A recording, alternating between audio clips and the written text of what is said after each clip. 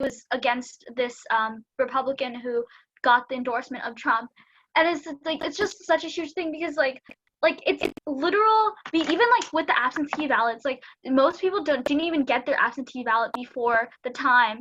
So the fact that they just like extended it, they just like cut it short so quickly. It's like total like it was. And even if you look at like the voting like themselves, like the Supreme Court judges, like the people who voted against it, like Ruth Bader Ginsburg, Sonia Sotomayor, like it's very partisan. It was a super partisan ruling. Yeah. Are we talking about the Supreme Court of the United States or the Wisconsin State Supreme Court? I believe it was a Supreme Court in the United States rule, right? Yeah, Nathaniel, it's a great question. You would think that maybe it would be the state Supreme Court, but it was actually the U.S. Supreme Court that made this decision. I don't know if this is like leading into the next thing, but I feel like one of the worst parts about that is it like led to all the protests that are happening.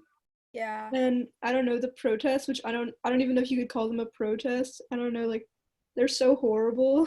And like, can you summarize, Zoe, for those who haven't been following it, what's happening in these protests?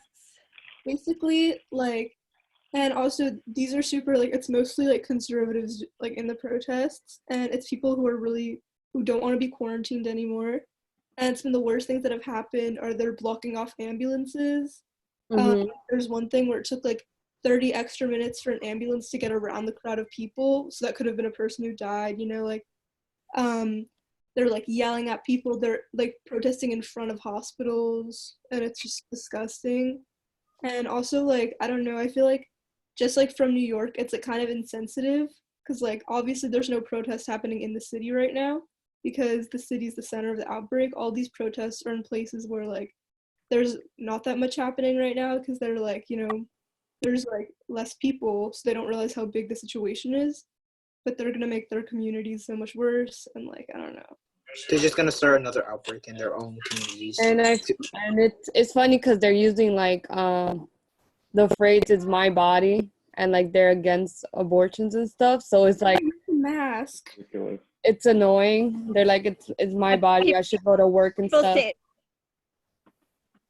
And they're like, have people seen the meme that Yessie's talking about where someone is saying, you know, they don't want to wear a mask, my body, my choice, which is an abortion theme, but it's people who are generally against abortion, but now are adopting the motto. Yeah, I think they're making fun of it in a way. And also like they're opening up states now that are not supposed to be opened up, and it's Jacksonville. I think Tennessee.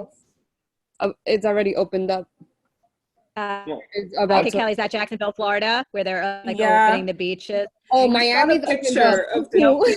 They're there. People have to make money. Yeah, it's called Florida Moron. It's been trending on Twitter right now. If you go on Twitter, they're calling it Florida Moron because like people are just going out on the beaches and everything. No, but like you know what? Really, people have to make money. I know people have to make money, but it's kind of a slap in the face to especially first responders. Like there was a story last night of 2 first responders and how their 5-year-old daughter died of COVID-19. These are 2 first responders who are putting their lives on their line. Their daughter has died. And I think of those people who have a dead daughter due to them being selfless enough to continue doing their jobs and to risk their lives during this disease. And for people to be selfish enough to be like, we don't care about these sacrifices. Like, yes, these are sacrifices that have to be made, but they're made at the end of the day for people's lives. And like, I don't think money should come over people's lives because at the end of the day, if you die, what's use of that money anyway? Money is lives. People starve. No, but also, like, the thing is, I feel like it's a time of crisis to, like, people, like, everywhere, I feel like they need to realize, like, you need to be compassionate, because obviously people should not be going outside right now, like, and another argument I've been seeing all over the place is how it's, like, not that deadly, but the fact that it's so contagious means it's so deadly. Like, I feel like if, like, you know, the amount of people that have it, you know, if 3% of them die from it, like, that's like, hundreds of thousands of people, you know what I mean? Like, so we're going to have to move on to the next section even though there's a lot more to talk about here. But one thing that I invite you to, for anyone who's interested in continuing this dialogue, in, we have art and politics. Hey, Sandra, you're breaking up a little bit. Actually, deliberation, talking about the you can't hear me? Well, now we can. You stopped breaking. That's fine. Sorry, my internet is terrible.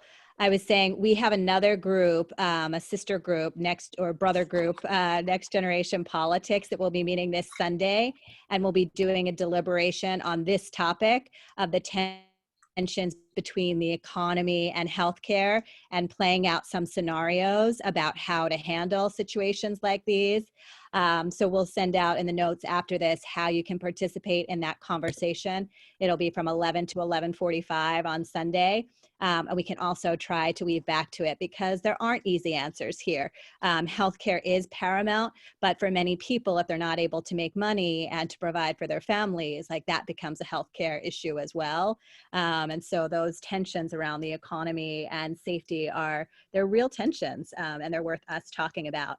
I hope we can also loop back to talking about the implications of postal service and vote by mail, and also to what happened in Wisconsin, and to ensuring that this doesn't happen. Some of you may have heard rumors. I don't know how substantiated they are, but I've heard from a couple sources that New York is considering canceling the primary. I don't think that's true, but when information like that is out there, that's a form of voter suppression, right? That it's as if it wasn't hard enough to get people to vote. Now some of your neighbors or peers might say, oh, the primary was canceled. So, we talk a lot here about the right to vote is a fight to vote, and that fight has never been more energized than it is right now, making the work that all of you are doing so important.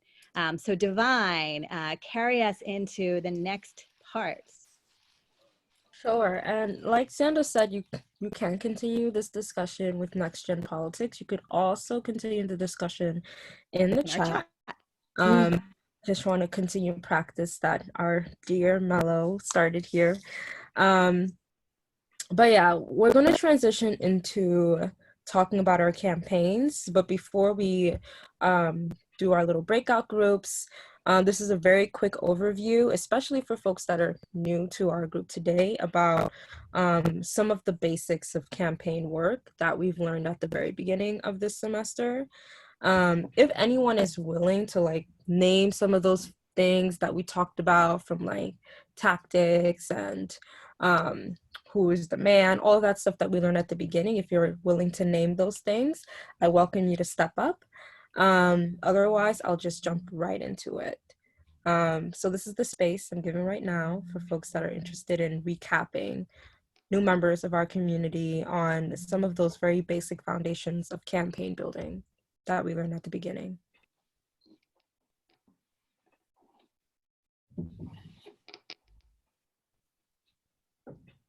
The man, anybody remembers that? Just wanted to add it. Maybe folks forgot. Okay, that's completely fine, because it has been a while. Yeah. But this is from a soul workshop on organizing, talking about who are our targets, aka who is the man.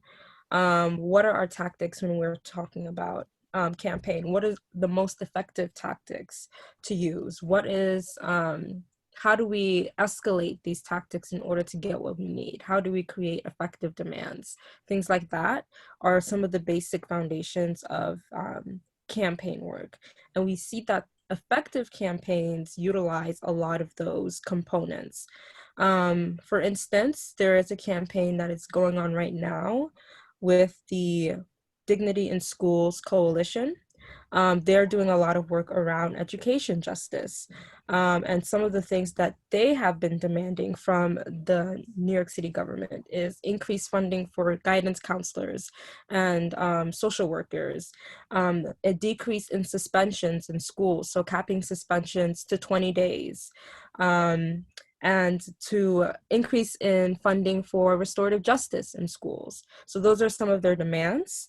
And the way that they've been going at those demands is they've been doing constant meetings, constant badgering of elected officials, especially officials in the city council, trying repeatedly to have meetings with the mayor.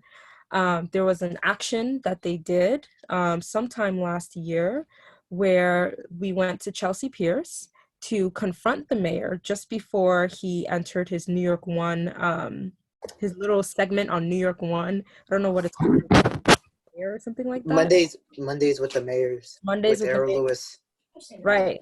So he does it at Chelsea, Boston. I don't know if it's Chelsea Piers or Boston Market. One of those things. It's Chelsea Piers. Chelsea Piers. He goes to Chelsea Piers. Awesome. Thank you, Edward. You're So welcome. yeah, we were going to stop him before he entered the building, and ask him all of our questions, like, Mr. Mayor, like, why aren't you supporting X, Y, and Z? He didn't show up that day because his son was graduating at Yale. So we were a little blindsided by that. But those are examples of tactics that folks were using throughout this campaign in order to get some of their demands across. And the outcome of that was a lot of success. Things that we got were increase in funding for guidance counselors. In working with the DOE, we were able to cap suspensions to 20 days. So students are no longer allowed to be suspended past 20 days in school. And there's still increase in funding for restorative justice. The DOE has now a formal way that they're going to roll out restorative justice practices throughout New York City schools. And the only thing left that's on their demands is addressing the fact that they're giving so much money to social school safety agents in schools and policing in schools in general. That's still a part of their demand that they're working on. So yeah, I just wanted to name a campaign. Huh? Wait, to do that, or to not give money to school safety agents, or to give money to school safety agents? To decrease funding for school safety agents in schools. And I will, if you want, I can have a discussion around why that is outside of YVote. However, can you just briefly share? It's to exchange for more support for counselors, and is there like a very brief explanation about why that was chosen that you might provide?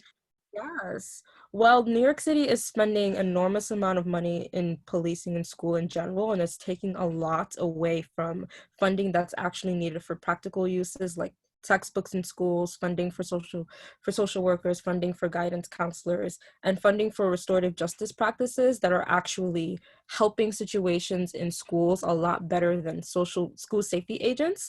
There is research that has also been done proving and suggesting the fact that the presence of school safety agents in schools and the presence of metal detectors and scanners, all those things that resemble and are policing in schools are contributing to the criminalization of marginalized students, where most of these things are found in schools that are under-resourced. It's contributing to a lot of the,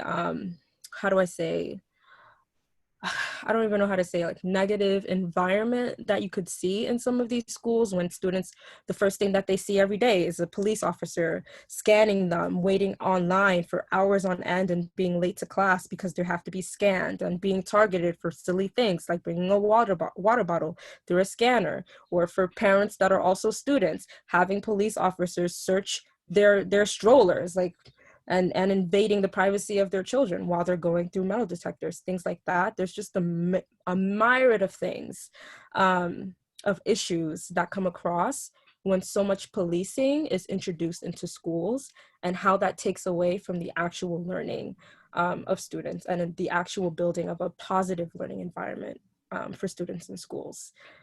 So that's really what that campaign stands on. But I mentioned it, I brought it forward because that campaign utilizes a lot of those basic foundations of campaign organizing that we talked about at the beginning. They identified who their targets were at the very onset of this. They said, okay, we can't just go after anybody in the city council. Who's on the education committee in city council? Who's working with the mayor's office at city council? Those are the specific city council members that we need to have meetings with. How do we get their attention? How do we get the mayor's attention? Do we have a protest? Do we stop the mayor, Chelsea Pierce? Like, how do we get these things across? How do we work with the DOE? Things like that, identifying their targets in that way and making their demands as specific to those targets that could get them what they needed is how they got to this point of success in increasing funding for guidance counselors, increasing funding for social workers, and capping suspensions in schools at 20 days. And it did not happen overnight. This is like at least a 4-year process that this Dignity in Schools Coalition had been working on. And because it is a coalition, they had many different social justice organizations that had come from different backgrounds, working on different aspects of education justice, coming together in solidarity to work on this issue.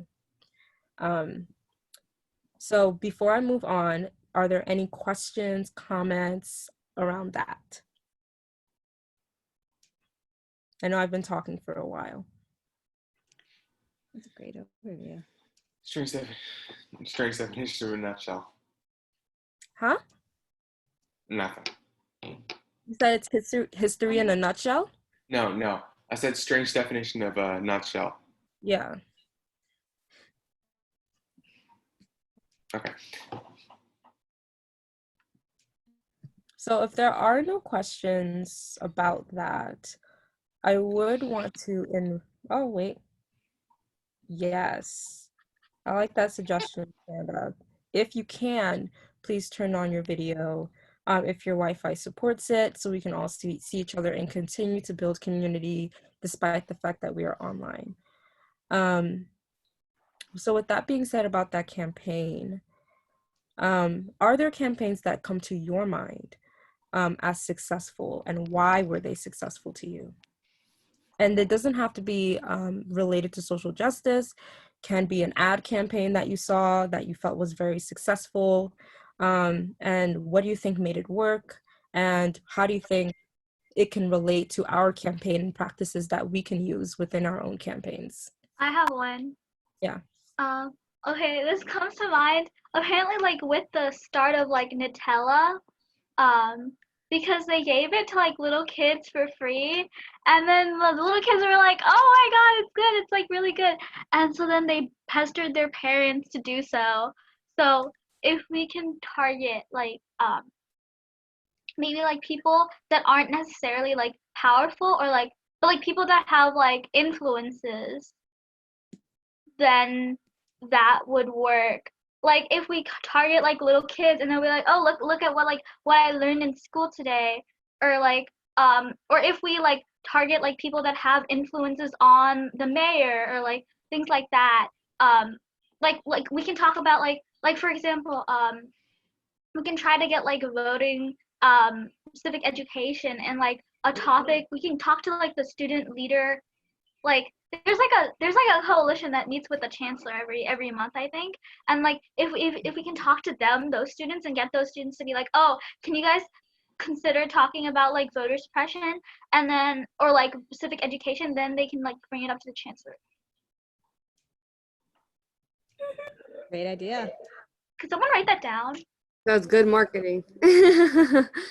And Meryl, why don't you put that in the chat to make sure that we have it commemorated as well? And I'm taking notes on it as well. Any other thoughts? I feel like a lot of ad campaigns or movements that sort of like just say that like a change is coming. Like if you vote, because yeah, people vote because they want change. So especially at a time like this where like nobody's happy with what's currently going on or how anything in the world is. So if like we sort of like say on the basis of change, or then people will want that, then people will follow. Like Resonate with that. oh, if I vote, things will be different. They're more likely to do it. I think that something that like always works is free stuff, because everybody likes free stuff. You know, like I feel like you know the biggest you could do, like I don't know, if there was like a big event and you'd like a t-shirt cannon. I feel like I've mentioned this before. Really, like if you have a t-shirt cannon, everybody goes crazy. I don't even know like no matter what it's for. Like you know, if you give out even like stickers or like even like horrible flyers, if you give somebody something free, like they'll be so happy, you know. How would you think that would work virtually? Well, it's just Virtually, trying. like maybe we can give them like, I don't really know, you can give somebody free virtually. Maybe you can give them like wallpapers. Maybe not Well, flyers Wait, because people tend to ignore those. I have an idea. It could be like something on Animal Crossing, like Animal Crossing bugs. It would work, Interesting. right? Well, so two incentives we'll keep that bucketed, because actually when we break out into our breakout rooms, Rachel Conowitz, who has just joined us from YVote, is going to be talking with the voter mobilization group about their platform, which includes incentives. So when we all come back together as a group, the mobilization group can share some ideas for how to address that. So point well taken, Zoe. Any other thoughts? So we've heard, change, we've heard candy, we've heard incentives. Yeah. What else So feels critical to successful campaigns? Yes, um, Kanisha. I kind of thought, I forgot exactly what the campaign was called, but I know a few years ago UNICEF had this campaign where basically I'm pretty sure they added like $1 or $2 like on restaurant bills if they wanted to donate to help children in other countries with clean water. So I think something we could do is like partnering with local businesses, even though right now we're doing it virtually. I don't know if that would work as well, but partnering with local businesses so they can kind of, support our cause, or I guess in a way enforce it and spread it to other people could help. Great. And remember, we're not going to be on lockup forever, so we can also think about ideas when we're not socially distanced. So great point. This sort of goes with what I was saying before, and this might be a little bit like crazy, but I feel like this always works. What if we do like a bigger prize? Like what if we do more like a lottery? So it's like the only condition is you need to register and you could win like a big prize. And like we only give out like a few big prizes, but like we'll get a bunch of people to sign up. Another thing that YVote takes into account. So great, great stage setting. I have an idea. Yes. We could try to inform people of their, like, put it in their minds it is their civic duty to vote, especially since we're very lucky to be able to vote in free elections here. And so really underscore that if notion of this is a duty and an opportunity. I also think we could kind of like invoke patriotism in people in a way, and that would help. Yeah. I don't know. It just like, I don't know, for me personally with this upcoming election, and like, I know this sounds sort of selfish or something, but ever since Bernie dropped out, like, I don't know, I feel like I've like lost that sense of like, and this sounds like really bad because I'm in YVote, but I feel like I almost like lost that sense of like feeling so passionate about it, And I feel like it'd be really hard to like sort of, I guess, invoke that sense, even in like me personally, because obviously like my parents are gonna vote. Obviously, like, I would vote if I was 18, but like, so many people completely like lost their passion for this election. And I feel like it's hard to do that without, like incentivizing it or something, I completely You don't have to mention agree. Biden. I completely agree though, because a lot of like my older friends were like, for some reason, diehard Bernie supporters, and as soon as Bernie dropped out, like they were like, okay, I'm done. They just canceled the elections out of their mind. Well, Biden is still better than the alternative. We could remind people of that. But Bernie didn't completely drop out of the race. You could still vote for him if you're over 18, like if you can vote. But he just dropped out of the campaign, so he's no longer like spending money to like have ads and things like that. So your parents can still totally vote for him against Biden or Trump. It's unlikely that people will. And I know that there are technically two Democratic candidates, and the only other time in U.S. history that I can think that happened, the opposition won, because when Abraham Lincoln got elected, there were two. He was a Republican, and there were two candidates for the Democratic Party, and Lincoln won by a landslide. So yeah, it does. I mean, it is pretty much a way your sound is a little compromised. The Democrats. We can't hear you, Shoshana. Shoshana, can you maybe try turning off your video for a minute? So sometimes that helps a little bit because we want to hear what you're saying. Try again. Is this better? Yeah. Yes. That's better. Okay. I was just saying that voting for Bernie it's like kind of a wasted vote. Like he's not gonna win, and if we're trying to beat Trump, I feel like it's like we need to unite the Democratic Party regardless of how we feel about Biden, as he is a second choice for many of us. But that's it. I agree. Like I was talking to my friend, and this is just like one political stance. I don't know if this is like an actually confirmed thing, so I'm not saying I necessarily believe in this, but it makes sense. Like, so let's say that there's like 1,000 votes amongst all three candidates. Let's say the Republican Party, there's only one, so Trump automatically gets 500 votes. The Democratic Party, there's two, so they each get 250, which means less votes for the Democratic Party, more votes for the Republican Party. So now that we have now that we have Bernie and Biden, we're basically taking away votes from the Democratic Party. So I feel like you were saying, like, we should, even though it sucks that Bernie's, like, not gonna win, like, we have to accept that we don't want Trump to win, or at least some people, I know some people are like, even Democrats are saying they would prefer Trump over Biden, which I understand in some ways. So it's like, I feel like we should just tell people, like, it's not worth it to vote for Bernie just because he's not gonna win, even though we do really support him, like, a lot. But I mean, it really depends on like what the person believes in. So regardless of like what's happening with Bernie, we should like we're all saying, we should just tell them, like, it's still important that you have to vote, because you have to vote who you think will protect your life as an American. I don't know. I'd like to. Sorry. Can I? We'll do Zoe. I can't hear you. And we're going to break up into our small groups. This is something that we're going to have to come back to getting young voters. Like, there are people from being enthusiastic. Zoe, Nathaniel, did you have points that you wanted to raise? Oh, I was saying, Okay. You go first.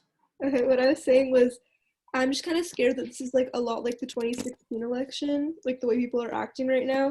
And I don't know, it just like, it's scary because it's like people after 2016 were like, oh, of course we're gonna vote for whoever the Democratic nominee is next time. And like, now that it's like, obviously I didn't want it to be Joe Biden. Like, I don't know anybody who did want it to be Joe Biden personally, but like, the fact that like now it's Joe Biden, I feel like nobody's gonna vote, and like I'm really scared Trump's gonna win again. I feel like it's becoming more of a reality now that people are like completely losing their interest, and I feel like, people like aren't smart generally, and I feel like the thing is we need to like, even though of course like bribery is not good, but I feel like we need to like find a way that's like a flashy, shiny way to get people interested in voting, because like that's a lot easier, and I feel like we need people to vote if we don't want Trump to win. I was gonna say something similar. Like, it's unfortunate that Bernie's out. I mean, if it were up to me, Bernie would have been president 4 years ago. But it's not. So I think it's more important that instead of reminding people that Bernie can still technically be voted for, that we try to get Trump out of office, because we've taken as a country, we've taken steps backward because of Trump. So I don't think, I think it's best to try to get him out of office rather than try to get the best candidate into office. Though Joe Biden is less than ideal, but it's better than the alternative. And I agree with the statement that we need to get Trump out of the office, but I just wanted to comment back on the idea of movements and what can we do. And I agree with Nathaniel about the idea that we need to convince people that voting is the duty of the American people, because usually in the history, the biggest changes were made by large groups. And speaking of I think the most well-known movement in our history, in American history, was the Civil Rights Movement.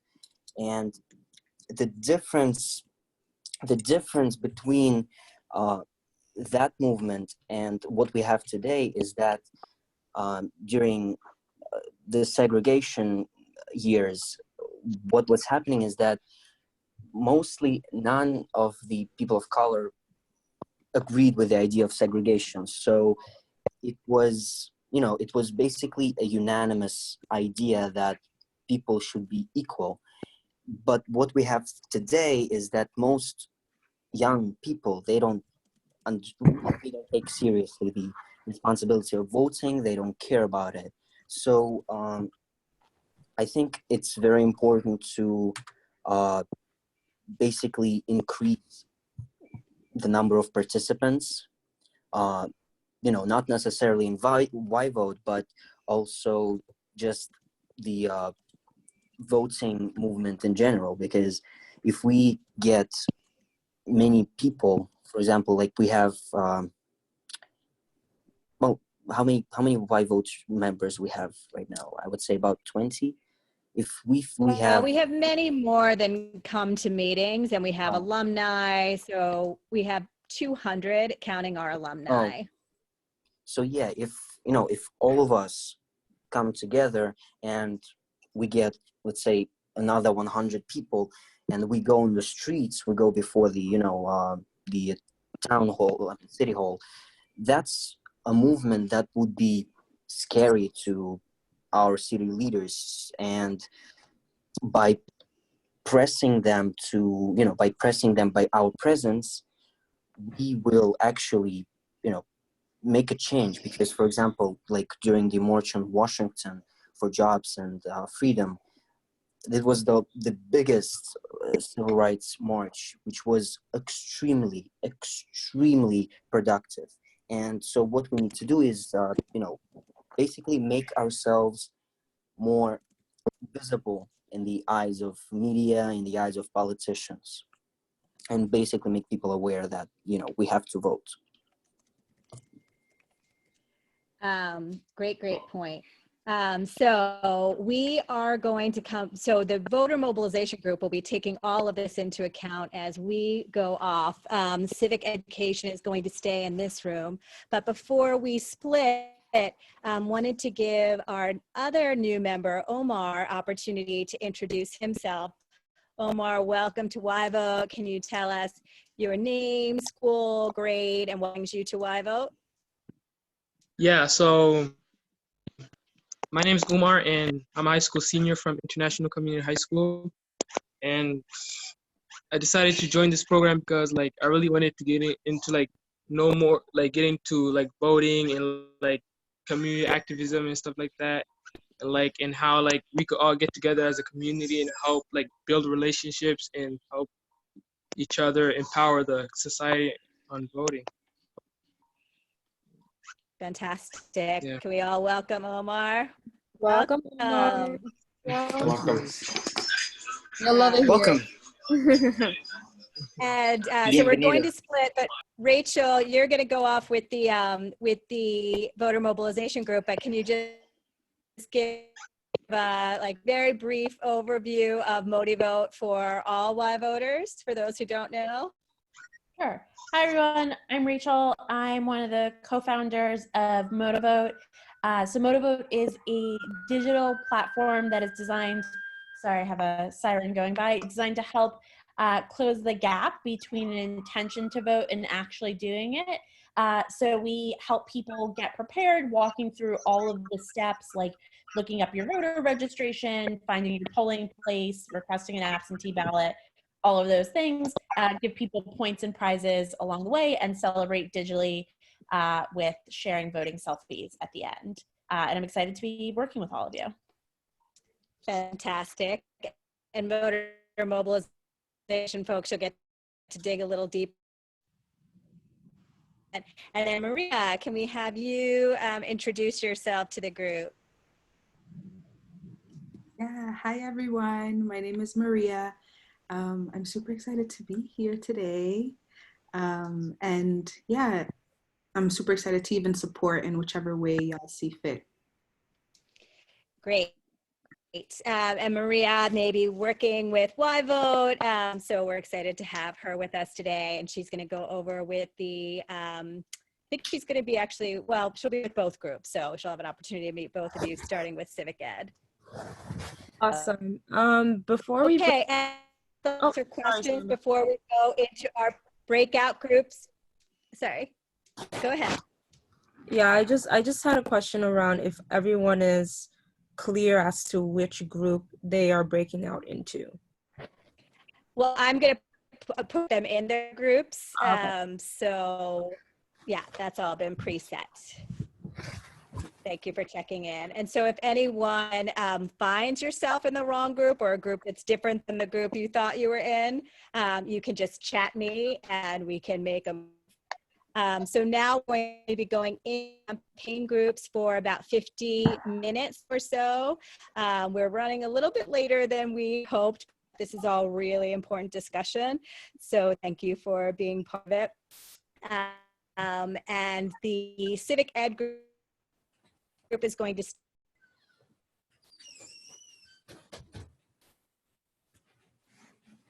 Oh, Hello? how do we tell which group we're in? Sanda will just place you right into your group. You all made decisions earlier on as to which group you're going to be in.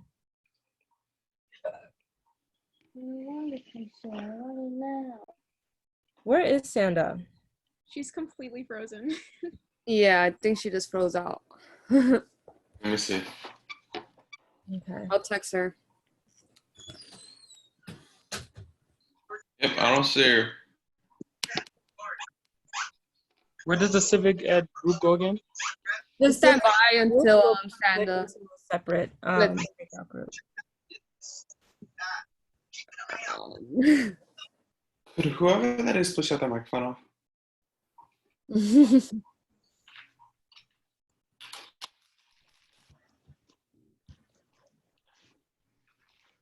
Okay, just give us a second because Sanda's Wi-Fi died, so we're gonna try to do it.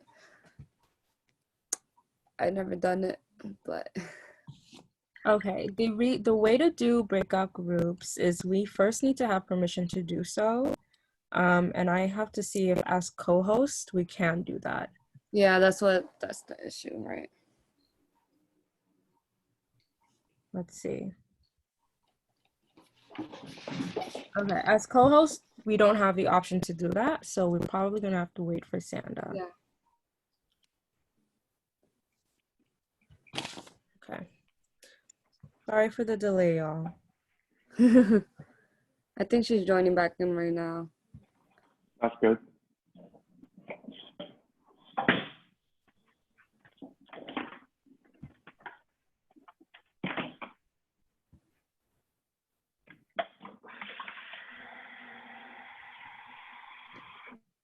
Okay. So sorry about my awful Wi-Fi. Take two. I'm so sorry, Sandra. It's Titi Leo. Yes, no problem. I just got kicked out myself. Apologies, everyone. Just setting up the room again.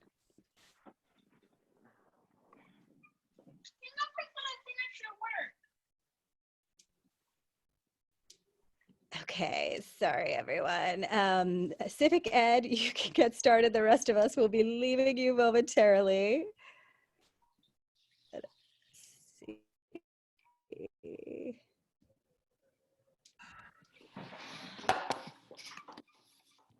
Okay, I'm sending the first group out. You should get a message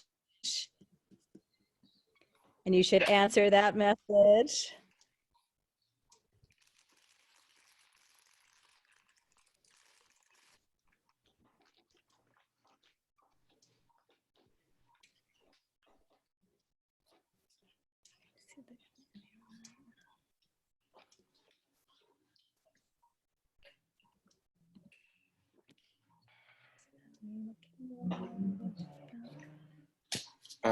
I'm not getting a message.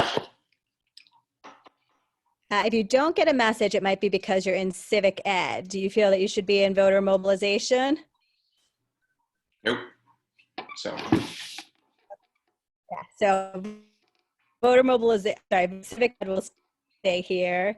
I'm just sending out the voter mobilization, folks. Did you say civic Okay, I ed stays think, here, is right? everyone here in civic ed?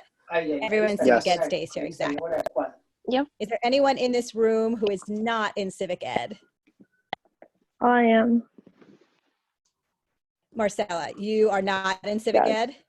Okay, let me get No. you moved over. Anyone else not in civic ed? Okay, and please welcome Omar, who will be joining the civic ed campaign today. I'm going to pop over to the other room. Enjoy. Divine, Adam, take it away. All right, so technically it's not just going to be myself and Adam, it's going to be everyone on the leadership team taking it away today. Leah, would you like to start us off? Sure. So we're going to start with a little bit of a report back. So the decisions we've made in the past couple of meetings. And so we've decided and discussed that the general framework for our campaign will be collectively putting together a PowerPoint about civic education, what's the most important things to know, how do you vote, things like that. And then taking the content and creating and distributing it throughout platforms. So from that PowerPoint, we will we'll like make little Instagram posts or different kinds of content on different kinds of social media platforms to get that content out, obviously. So we're starting with the research and then going, distributing the information via social media, because that's kind of all we can do right now. And if we have time to think about later when we're out of this mess, then we will, but that's what we're focusing on now.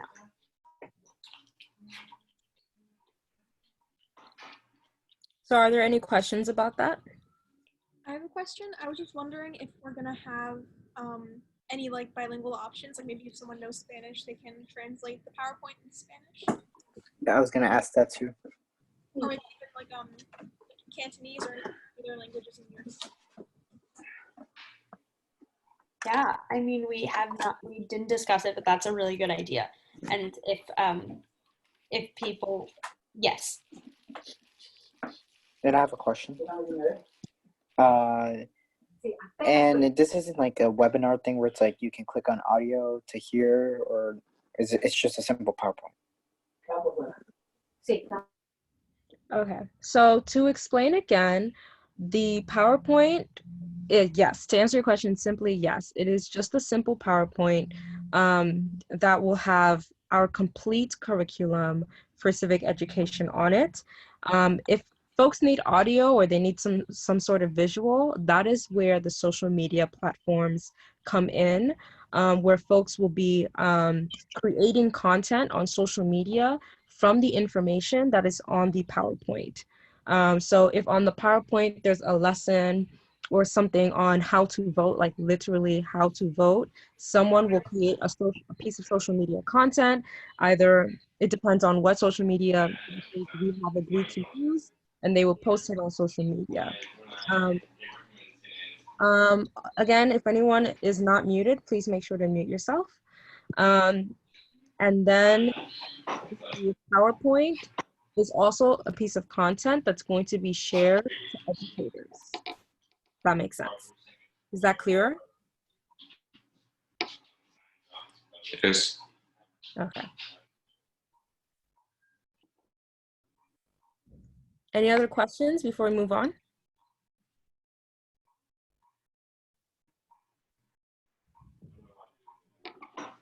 No? Okay, so Kelly, take it away. Okay, so during the meeting, our meeting, we discussed like the points of the PowerPoint, and we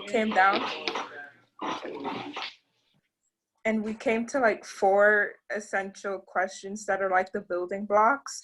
First is what happens with your vote. The second one is how to get to the ballot box. The third one was how to literally vote. And the fourth question was how do I decide how to vote and or like who to vote for. And basically the PowerPoint will be centered towards these 4 questions, but that's just what we discussed. And like, we're hoping to like find out if anyone has any more suggestions of any more sections we could add to the PowerPoint overall.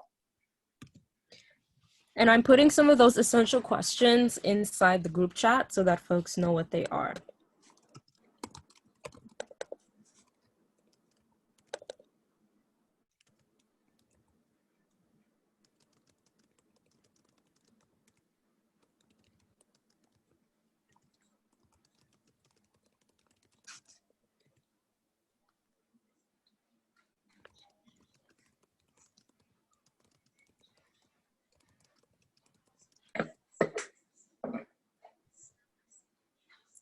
So like, does anyone like has any proposal of other options we could add to be part of our essential questions?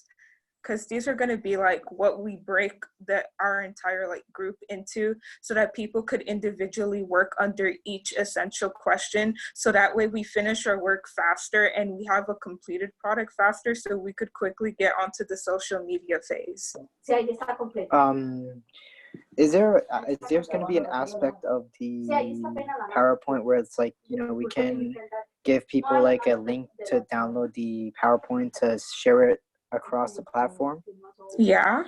Like that was, like, sorry, go on. No, like you could finish. I was like, as I was saying, like as if like a toolkit, like you sign up for like a toolkit, you'll get like the PowerPoint and instructions on how to send it. So we didn't like, we didn't exactly discuss it as like, what you're saying, like a toolkit per se. We were saying that like all the information that go onto like the social media, like what we would use to create our social media posts and content would be the content from the PowerPoint. But like, we did entertain the idea of just having the PowerPoint itself be put out there. So definitely we could try to like make a toolkit for people to use, and so that more people can get access to the content. But the general like next phase after this was going to be that after the PowerPoint is complete, we use the information we have from the PowerPoint in order to create social media posts and content, so that way. No, got it.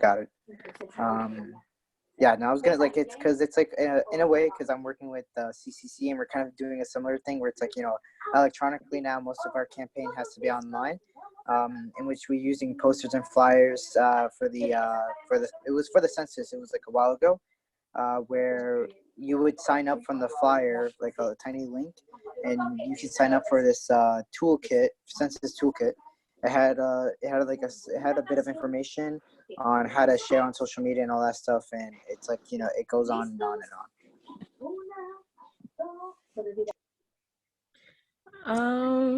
on. So I want to name, Kat raised her hand. So Kat, before you go, I also want to name that Shakina in the chat said that one possible topic that can go into the PowerPoint is explaining why your vote matters. So one thing that can go in the PowerPoint, why does my vote matter? Kat, go ahead.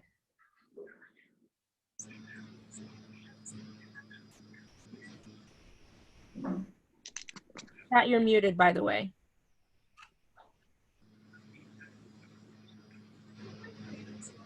Can anybody hear Kat, or is it just me? I can't. No, we can't hear her. Kat, it might be your audio that isn't connected. Yeah, she'll type.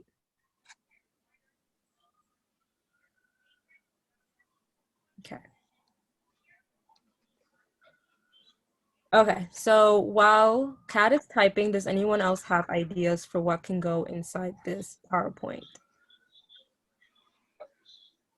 I think another topic that could go is like different factors to consider, like on choosing the person you're voting for. Mm-hmm. So that would go under the who to vote for, how do I decide how to vote section. Oh, okay. Mm-hmm. No, that's perfect. Yeah.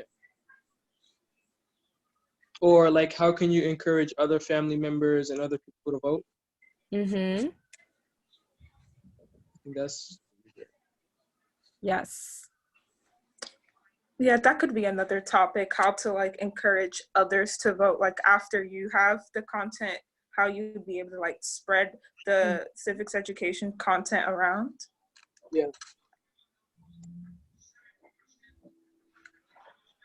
Okay, so Kat wrote, in addition to who to vote for, we can make an unbiased list of Trump, Biden, Bernie policies and everything they've done in their career. We wouldn't be influencing their decision, but rather give them an overview of what each candidate stands for so they can make an informed decision without having to spend hours doing research. So Kat, I would say, I think this is a great idea. However, from my perspective, and y'all tell me if I'm wrong, the content that we are creating is content that's going to be used for years on out, not just for this campaign this election year. If that makes sense. However, you do raise up a good point on how to find these information around policies for candidates. So that's definitely something that should be included in the curriculum.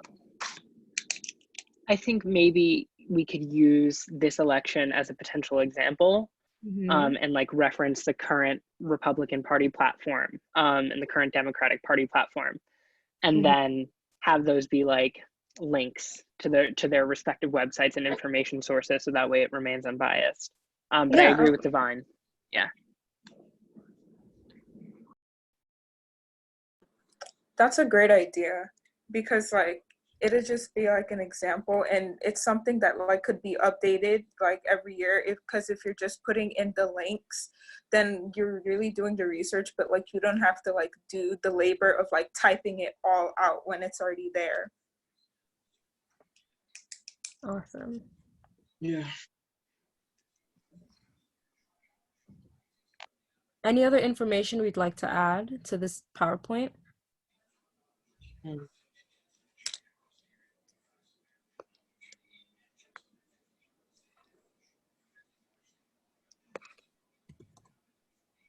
Are there like any questions like so far?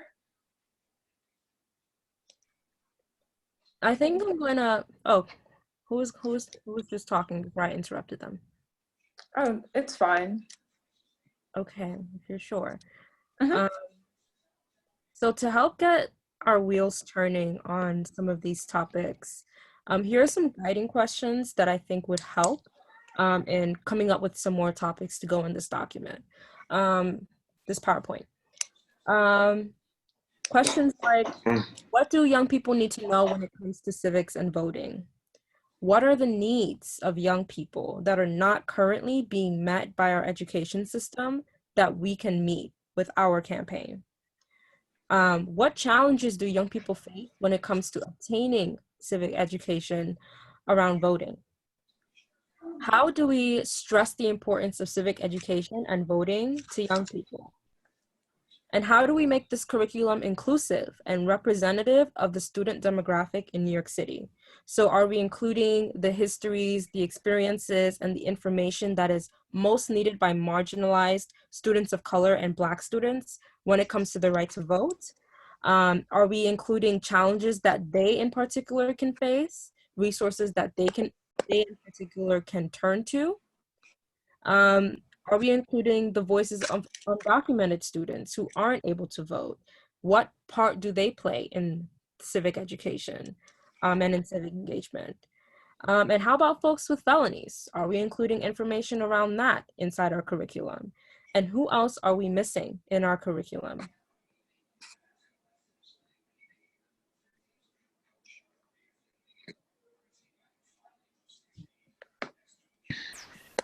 I don't think that, well, ideally we would include folks with felonies, but most people who've committed a felony can't vote. And yeah, I think they have a right to civic education too, but we're trying to target those where it will make the most of a difference, and those who can't vote won't make that much of a difference, unfortunately.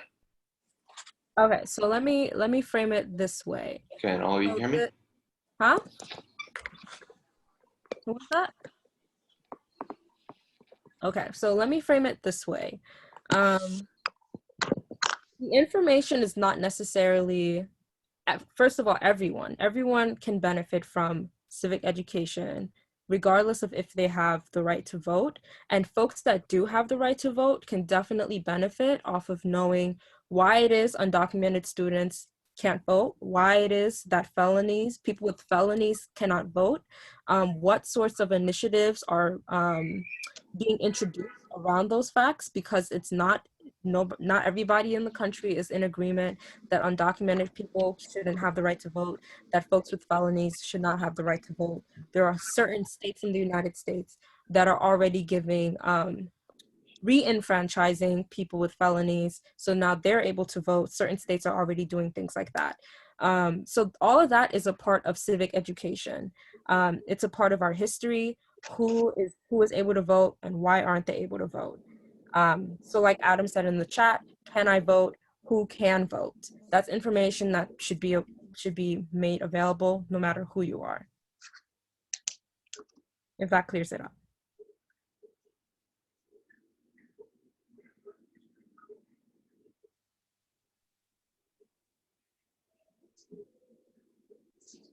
So from those questions, are there any more topics that we want to include?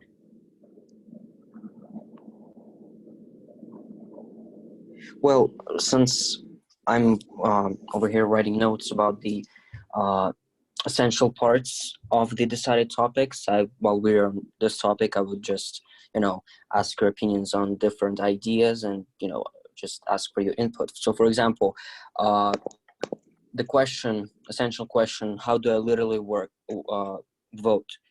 I would love to hear your ideas and, what you think about, what you think we should talk about, what you think we should include on the PowerPoint regarding this specific topic.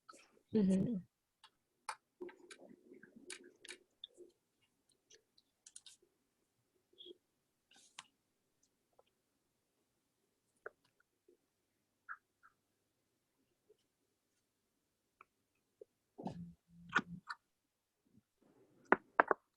Does everyone understand Daniel's question? So Kat said, maybe in the PowerPoint we can include a link that lists all of the locations in which people can vote closest to their homes. So in how do I literally vote, under that, how do I find my polling place?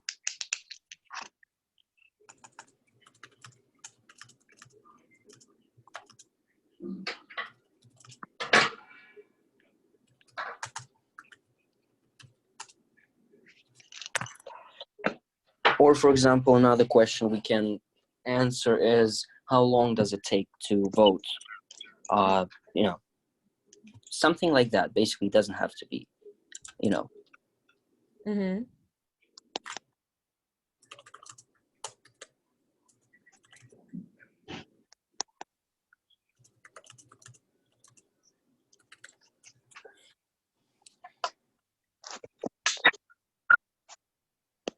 Anything else? Anyone has any ideas on this topic?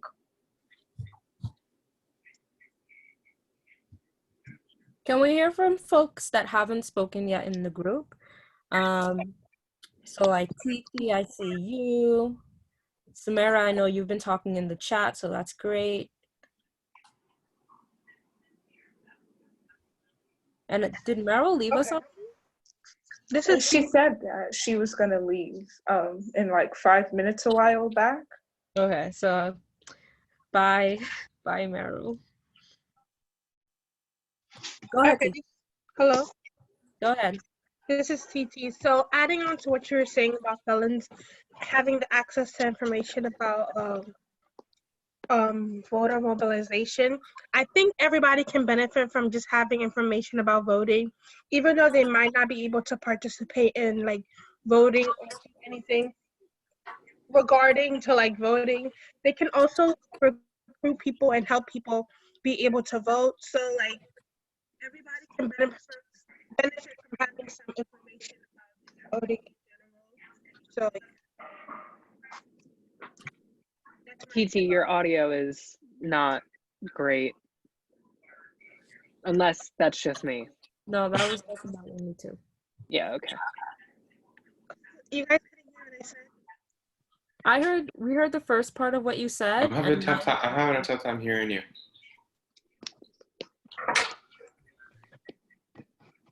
I'm sorry. I think it's a general problem.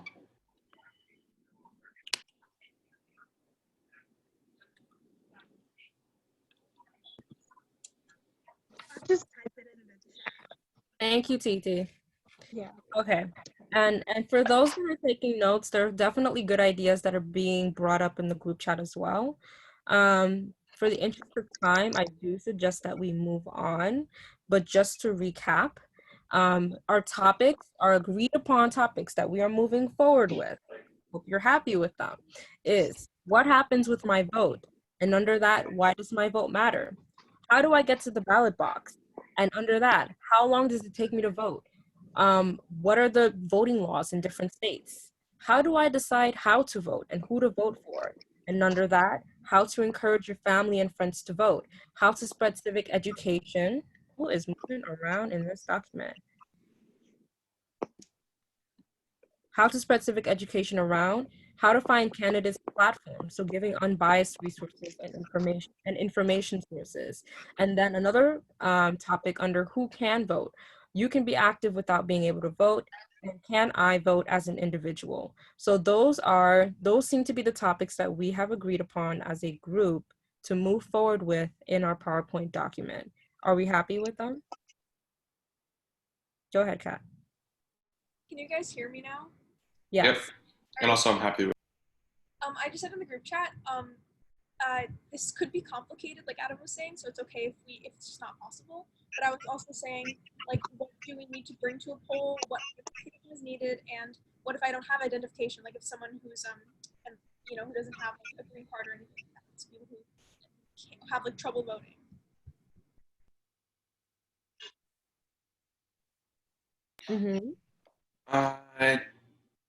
we could recommend getting an ID NYC. It works if you can't get or don't want to get a driver's license or a passport. Yeah, so we could like make that clear in the PowerPoint because some people are kind of scared to go voting because they just don't know what to do with that.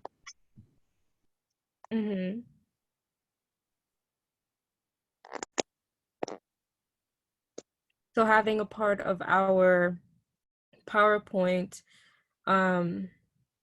information about what do you literally bring with you to the ballot box and what you should know about where you are. Like if you're in New York City, if you're in New York State, what are the voting laws in New York State that affect you?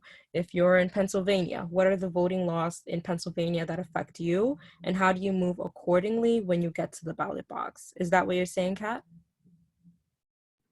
Yeah, I feel like those would be very important. However, it might be hard to incorporate every single state. So maybe since we're like focusing on the New York area, we could do New York State, the boroughs, and then if we do have time, we can also incorporate the other states or like bigger states that have like a very big population, so we can cover more vast areas with our civic education. Just a recommendation: I think New York should get first priority, but if we get past New York, California should be second, since there are 40 million people living in California, more than a tenth of the United States. Okay. That's definitely a plan.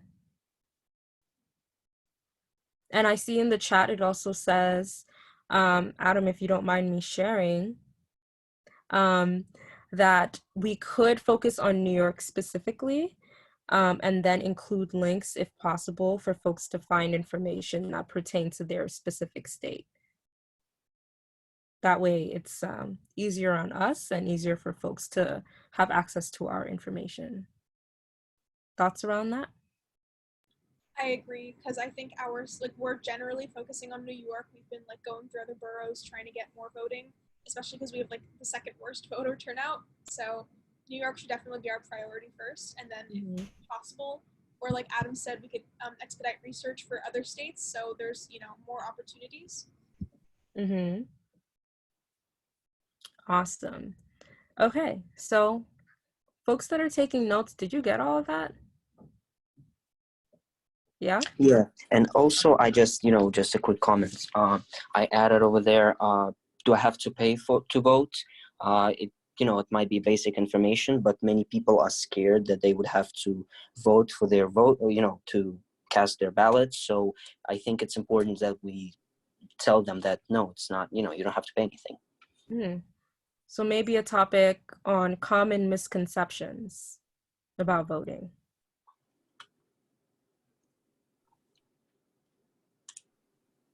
Okay. Awesome. So who is next in facilitating this?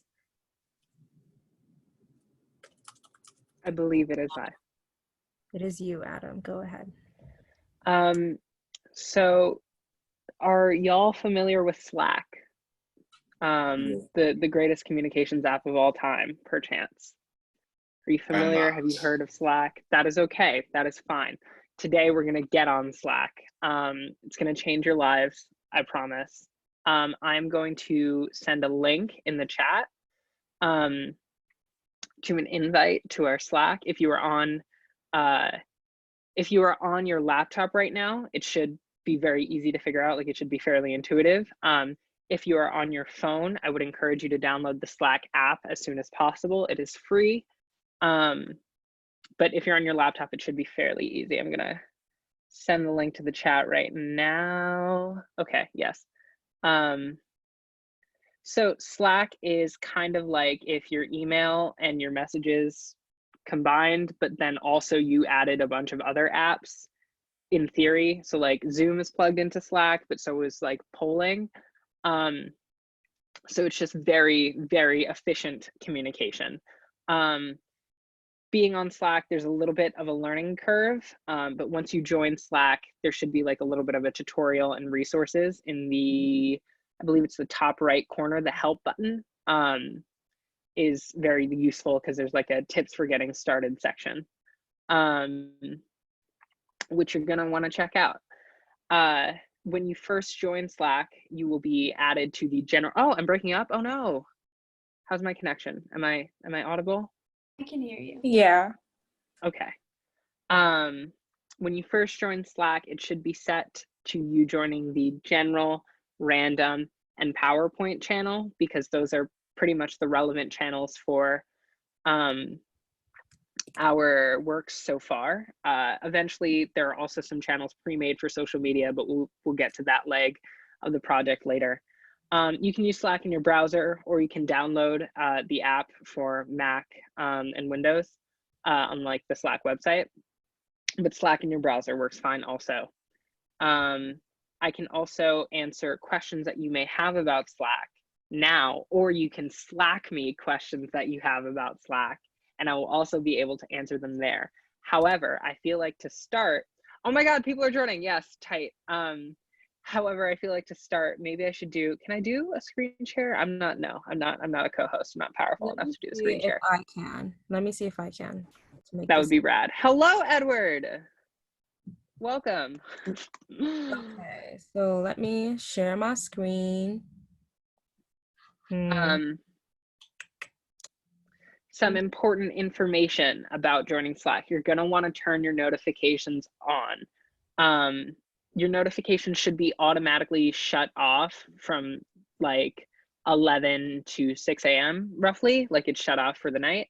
But you're gonna wanna turn your notifications on for Slack if you're on mobile, or if you're on mobile. I would advise generally getting Slack on mobile and your laptop, because I feel like it's just easier like that, and I'm not on my laptop all the time.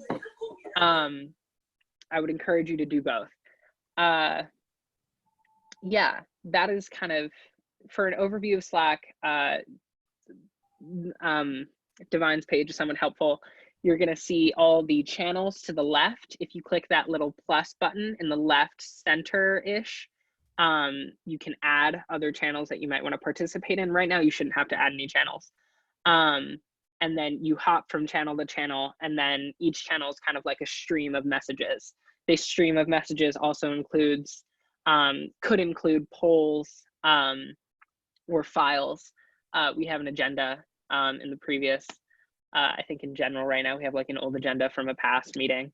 Um, It reminds me of Discord. Looks really cool.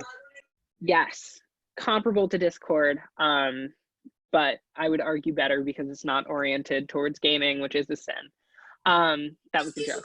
That was not, I did not, no disrespect to gamers. Yeah, there's also Slackbot, which is a useful kind of information thing that'll pop up from time to time, give you some notifications. And then you also have a messages stream with yourself, so like Divine You, and you can take notes there if you need to, and they'll stay there for a while. Yeah, that is kind of the overview of Slack. Files will steadily be added as we continue to work, and you can find that if you scroll up on the left-hand bar. And for files, you can look over all the various documents that are going to be added, including various documents for each of the PowerPoint topics.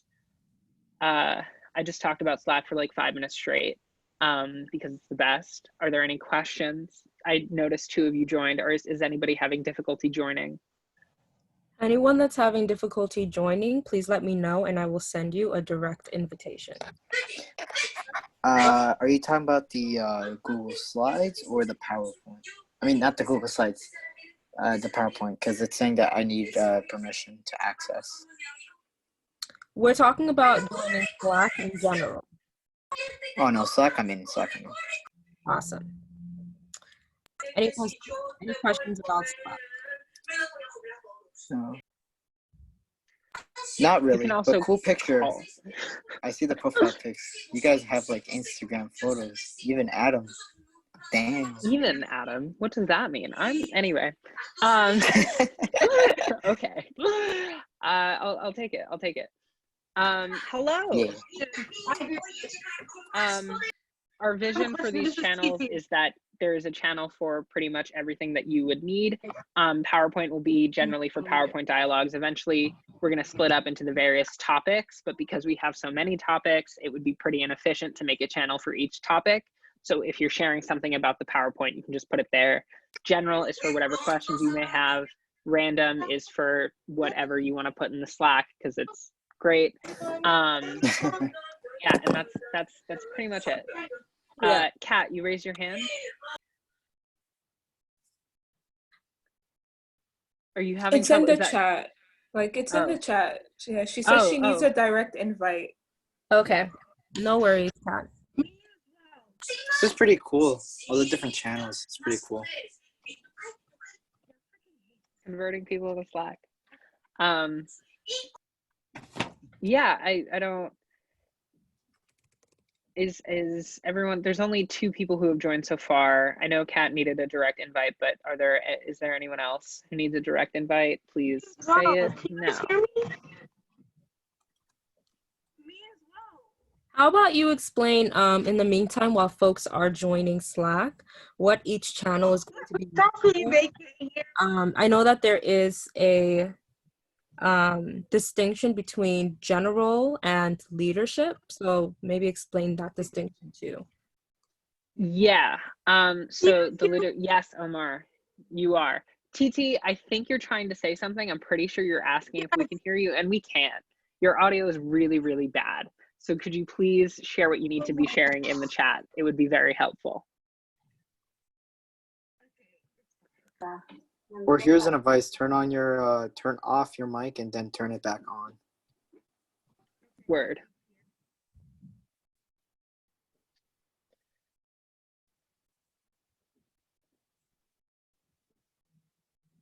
To explain, TT, I hope you're alive. I hope everything's okay on your end.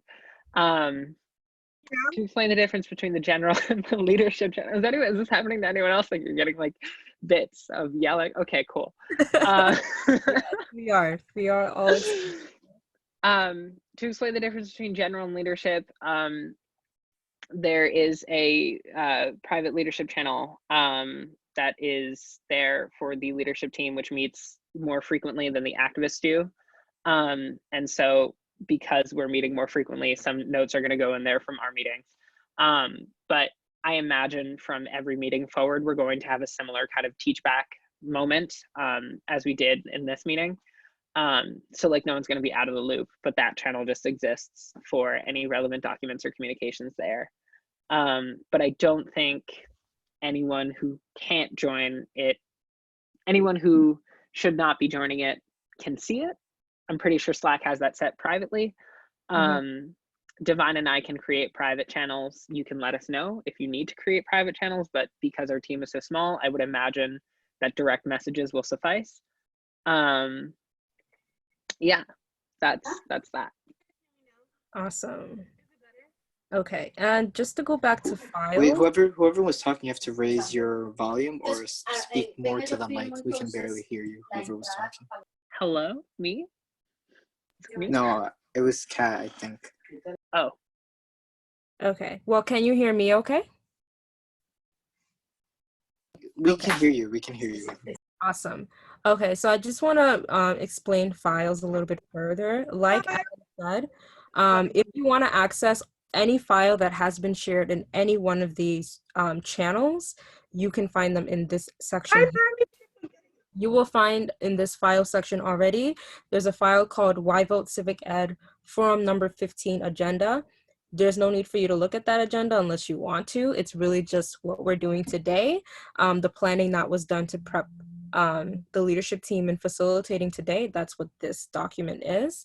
But then you will also see centralized PowerPoint document. In this document is the, can I even move from this? I can't. Okay, so in this document, this is where we've decided that the PowerPoint will begin. So we have been saying PowerPoint, PowerPoint, PowerPoint, but the reality is that it's first starting off as a document rather than a PowerPoint. So the document, which you all will have access to, will have separate links to those specific topics of the PowerPoint that we have brainstormed today. And once we break our team up in groups, folks can access those specific documents depending on the topic that they want to work on. This centralized PowerPoint document also has those guiding questions that I talked about at the beginning. It also has the goals that we have for the civic campaign in general and what the PowerPoint will be used for in general. To also clarify the question that was brought up at the beginning about how the PowerPoint is being used. Yes, it's starting off as a document that is going to inform the content for our social media, but later on, because it's a document first, it has to be translated into an actual PowerPoint that can also be distributed to educators and anyone that wants it. So is that clear about this file section and the centralized PowerPoint document? Any questions around that?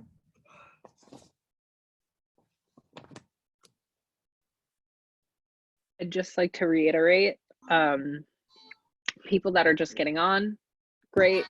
TT needs a direct invite, but I think Kelly, you're on that, or maybe Divine is. I would like to reiterate, please turn your notifications on, and please, I would strongly encourage you to download Slack on your mobile device, and not mobile device, and not only your laptop, so that you can receive notifications. Very valuable, very important. There are some tools on Slack like @channel and adding on someone's specific name that will that I think are supposed to give them a notification, but if you turn notifications off, then you won't be able to know, and maybe we need you for a specific thing. So it's really valuable that you do that.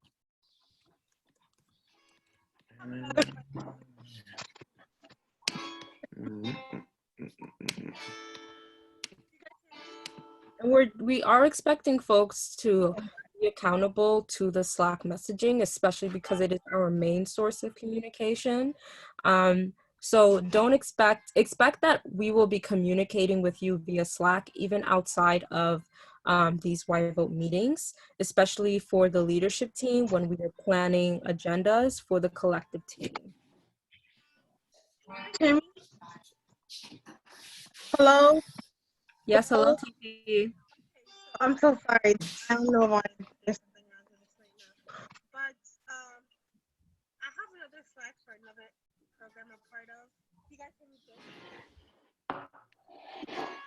It looks like you're already in our workspace, TT. That's what it said. You're How? in our workspace. I'm confused.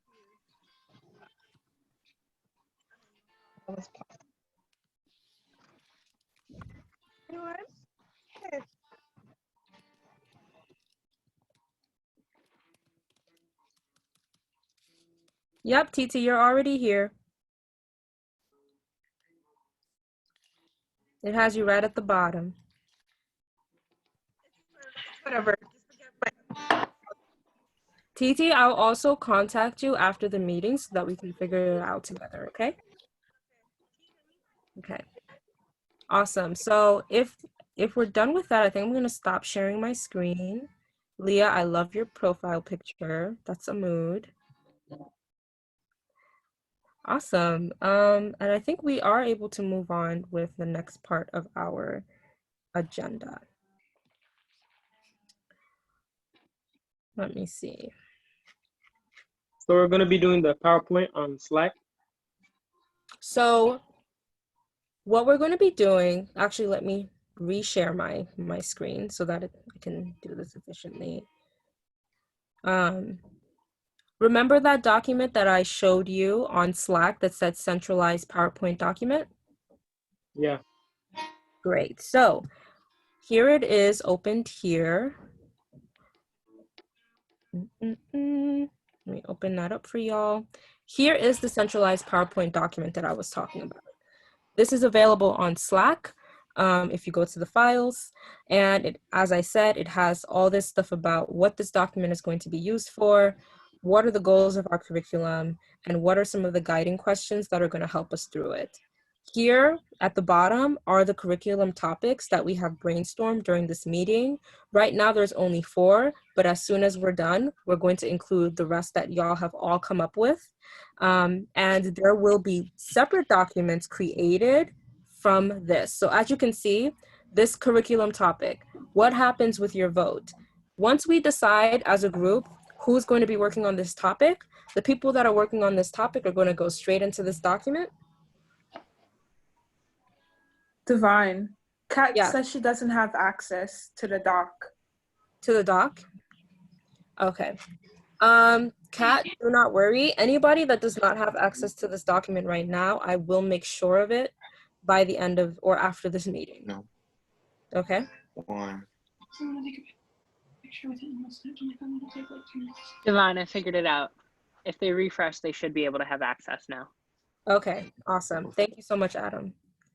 Okay, so like I was saying, you will be able to find the topic that you chose to work on at the bottom where it says curriculum topics. Indeed. You'll be able to click on that document and begin brainstorming with the people that you're working with here. Okay, so if you're in the group that's working on what happens with your vote, this is where you begin brainstorming what's going on in the curriculum. What is going into Encouraging people to do their civic duty. And vote? Yo, I would definitely do that. It's too late for me now. Okay. Who is I playing? don't know what that. No, she's the one that heard about it. Stand up when you stand up. No. No. I have to sign. Okay. Everyone is muted, so this is. Oh wait, nope, Nathaniel, it's you. Okay, awesome.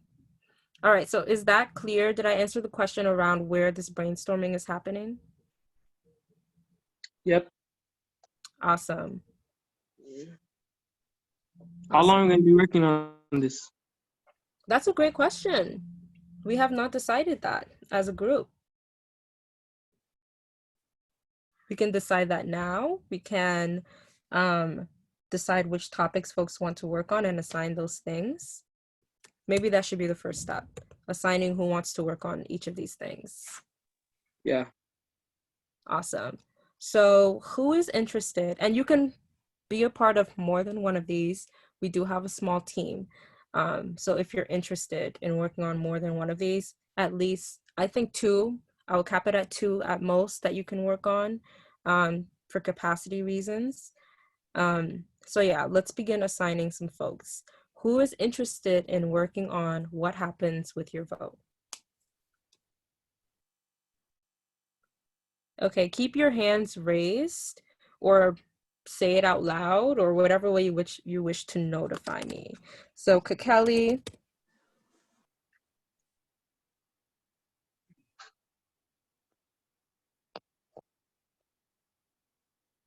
Okay, so Kakeli cannot be the only person working in this section of the curriculum, but we do have it that it's going to be one leader and at least one other activist working in each of these sections. So Kakeli is on the leadership team, so she would need another person from the activist team to join her group.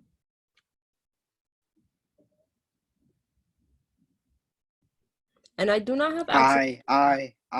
Wait, is it not working? There we go, Edward. I was trying to raise my hand, but I forgot what was the button. Awesome. Anyone else interested? Going once, going twice, and sold. Okay, awesome. Who is interested in working on how do I get to the ballot box?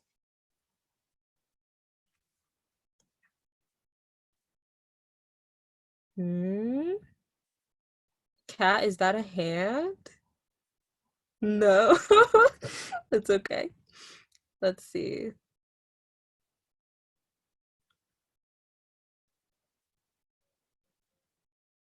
Y'all thinking about it? Okay, how about, it seems like y'all have already decided what you want to work on. Like, what Yeah, is... I think you should move on with all of them and then see what's left. So how to literally vote. Who's interested in that one?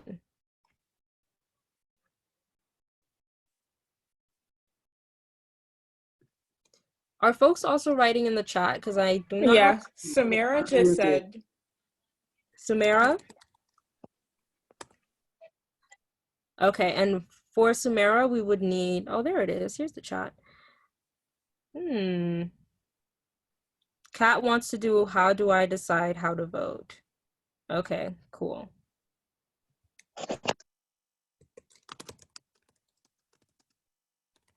For both of these teams, we need a leader in it.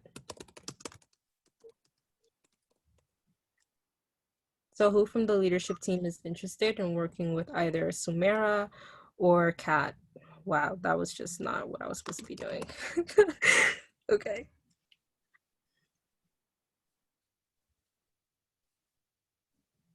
Shakina said that she wants to be with Kat. Shakina.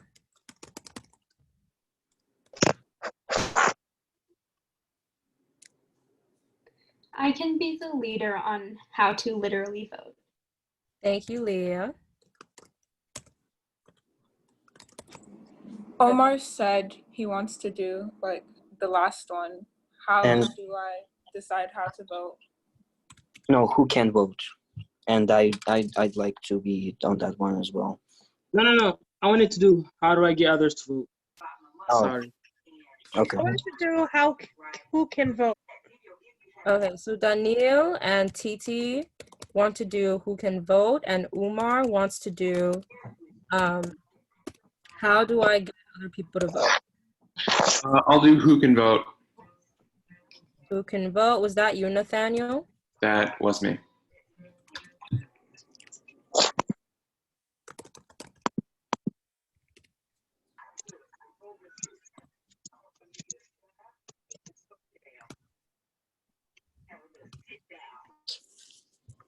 Okay. Does no one want to do how do I get to the ballot box? Remember that I encourage you to do more than one of these curriculum topics.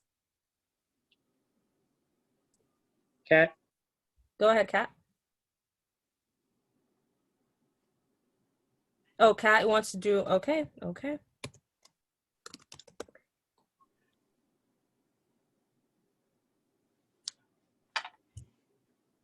Awesome. Is there a leader for the how do I decide to vote? How do I decide who to vote for, or is there no one? There isn't a leader. Oh, Adam. Okay, awesome. Awesome. We also need a leader in how do I get other people to vote? Yeah, I'll be the leader. Who? Umar. I'll be the leader. How do I get other people to vote? Umar, you're already in that group as an activist. So we would need someone from the leadership team to be on your team. I am going to keep in mind that not everyone is here today. Like Meryl just left and she's on the leadership team. And I'm sure she has opinions on where she wants to be placed. So for now, let me join you, Kat, over here. And also, when I was taking the notes, I just wrote as a separate section common misconceptions in the voting. Where do you want to put it? Do you want to put it in who can vote with us, since we have 3 people? Well, what do we think? Should common misconceptions around voting be its own separate curriculum topic, or does it fit into one of these curriculum topics? I think it's important enough for its own topic, even though it may fit. Okay. So I'm hearing from 2 people that it should be its own topic. So I'm sure a document will be created for that one momentarily. I'll do that too. Okay.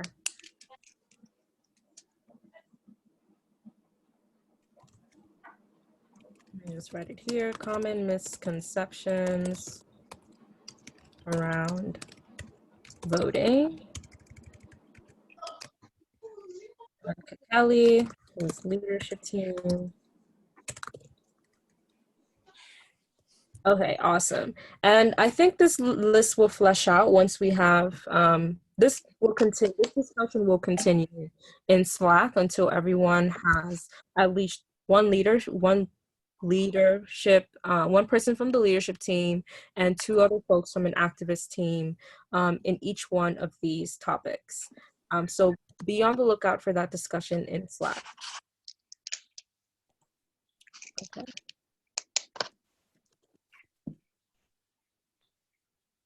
Bye, Adam. Adam must leave us. Hello, Sanda.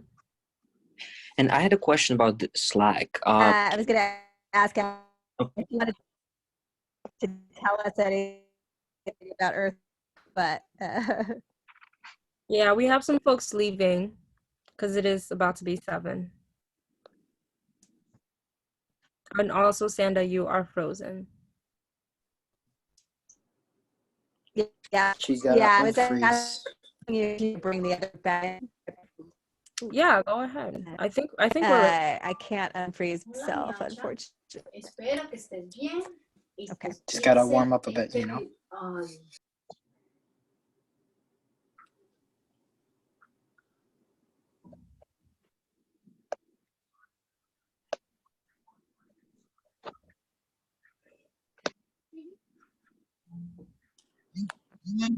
Goodbye, Leah.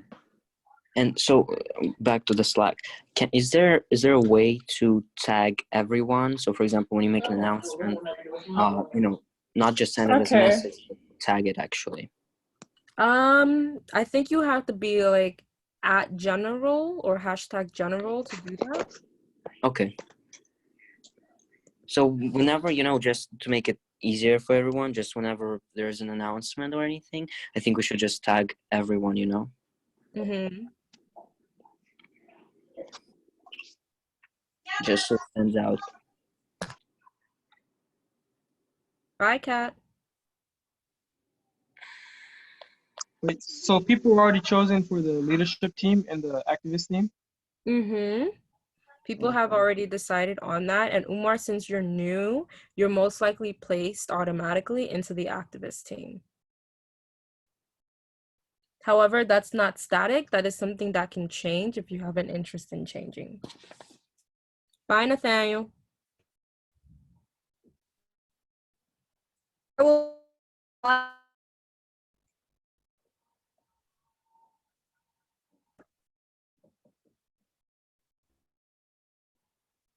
Sandra, we can't hear you.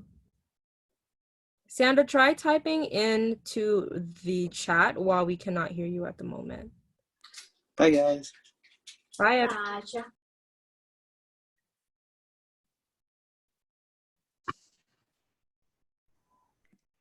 Sorry, I got kicked off again. Are any of us still here? This is all we have for now. Okay, well, we'll close. Thanks everyone for your patience. I cannot believe my Wi-Fi. I will just mention for those who are still here, a couple great opportunities. We're starting a social issues cinema club. We would love everyone who's interested to participate in movies that you've wanted to watch that are like documentaries or about social issues.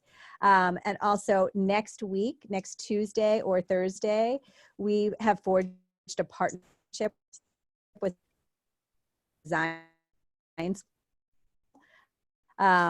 creating a process called Vote by Design for most in political leaders and leadership qualities and personal attributes. And it's a way of responding to some of the conversation we were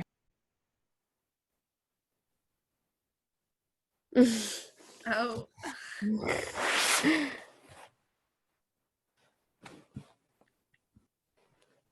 It looks like I am now the host. Well, now Sandra's the host.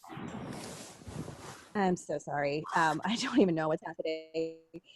Anyway, sorry that was interrupted. I was saying, responding to the issue of like Biden versus Trump, one way to get around our lack of excitement potentially for Biden versus a Sanders is really people through a process of reflection about personal characteristics and can you still hear me?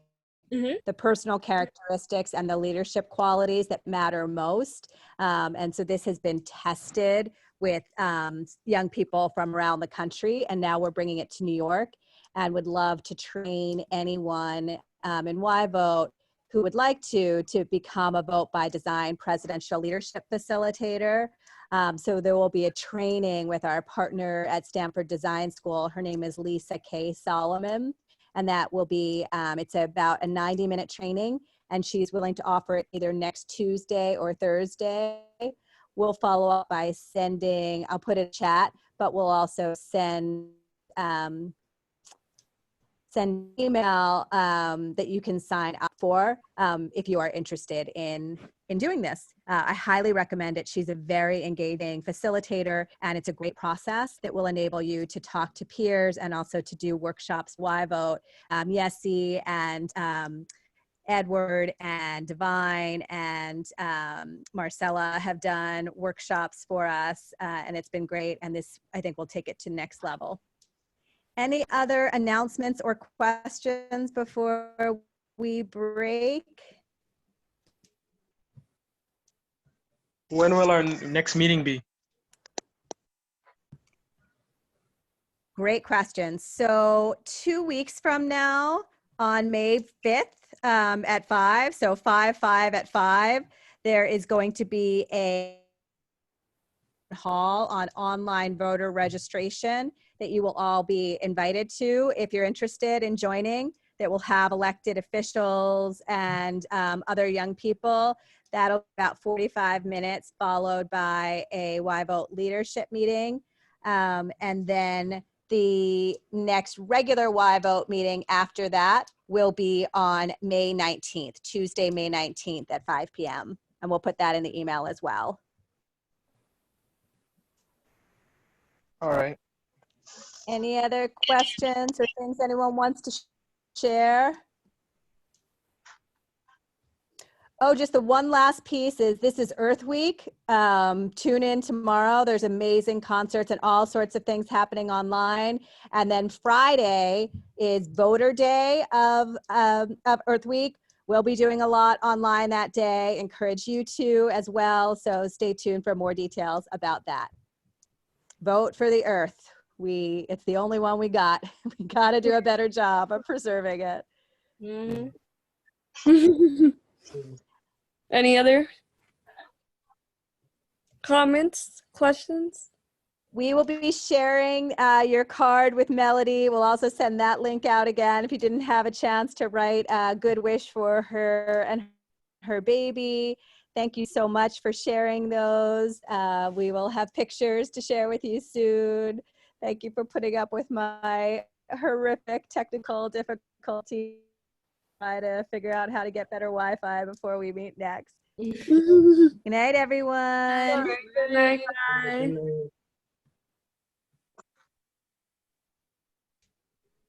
Good night. Good night to you. Good night. And happy belated birthday. Thank you. Oh, Daniel, when was your birthday? It was on Sunday.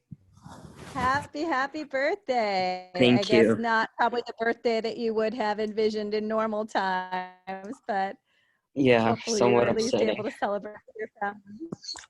Yeah. I think everybody who had a birthday during the pandemic should get a do-over. So you get a double birthday this year. I second this. Thanks so much. Have a great night. Eat more cake. And also, Sandra, I have a question about the hold on, the let me find it. YVote by Design, Presidential Leadership Facilitators. Yes. Are you gonna send a follow-up? I didn't hear. Are you gonna send a follow-up email about this? Yes, unfortunately, I kept getting logged out, so I couldn't put the link in as I had hoped. But yes, I'm going to send out. But I also, now that I'm back on, I can put it in for you. Let me just get.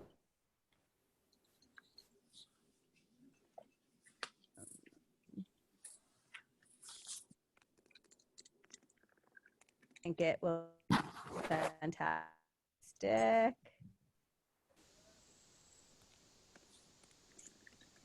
Wi-Fi is unstable again. Let me see if I can quickly get it in before I get logged out. Did it come up for you guys? Yep. It's bit.ly/YVote, capital V, fantastic. Thank you. And feel free to share it if there's anyone else you know who you think would be a great facilitator. And so Thank you. Thank you. So does it explain what we would have to do on the application? It does. It's a simple application. Basically, by dint of your being invited by us, you're already pre-approved. And it asks you a couple questions, most importantly, the date, like which of those dates would work for you. And then everything else will be explored in that 90-minute workshop. So we'll actually be walking you through the workshop that you would be walking peers through. And then you'll also be able to get to think about, okay, how would you make it your own? And you'll be provided, because our hope is, these were designed initially to be done in person, but we've translated it to be done digitally. So you could, for example, ask your history teacher, could I do a class and do the Vote by Design for a regular class period, or do it as an after-school club and invite people to participate. We're also then going to reach out to different community-based organizations and offer to facilitate the workshop for them. And I think a lot of teachers honestly are looking for people to take over their class or to do something that's like engaging and interactive, and that's could foster participation. And also I will say, like, you'll see it as presidential edition. So this is for the president, but we envision using this model for local races as well, which we know are also really important, but we're starting with like the high visibility, high leverage one of the president to sort of see how it works. Yep. Well, thank you very much. Thank you. Happy birthday. Thank you. Have a good night and stay safe. Yes, thank you so much, Daniel. I'll see you on the next leadership meeting. Yes, look forward to it in 2 weeks. Of course, now my Wi-Fi has worked for the longest consistent period it has in the last 2 hours. Maria, so welcome. It was definitely an unusual for me YVote, but how was it for you tonight? Yeah, it was so nice, and I loved how present all the teens were and how collaborative the actual work is. And I know we can talk about it, but it's definitely very different than being in it. I was kind of working in the back end. I'm not sure if y'all received, rather, I work with this Zoom expert who shared a PowerPoint with like all of this cool, fun stuff that I'm getting prepared to email to Sanda, who can email you both. Ooh, I think cool. we'll just I will. Wi-Fi and helping teens understand like their role in this virtual world. But I thought it went very well. I completely understand the technical difficulties. I feel like that's every group I've ever been. Like I've even done and they've been insane. Yeah.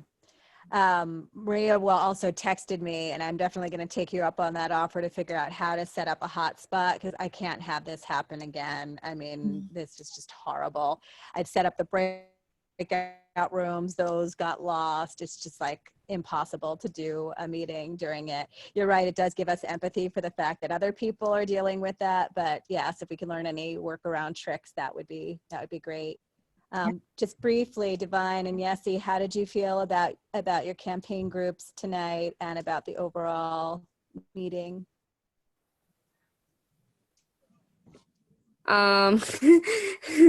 My campaign group was awfully quiet this time around. I don't know if it's because we didn't have Frank, or like, I don't know if it was because it was rushed in the beginning, because the Motivo was like, here's Motivo, and they felt as though they were like a little confused about it, because they were expecting it to be like, some of them, Shoshana did phone banking and I did text banking with them, and it's like a whole different platform than that.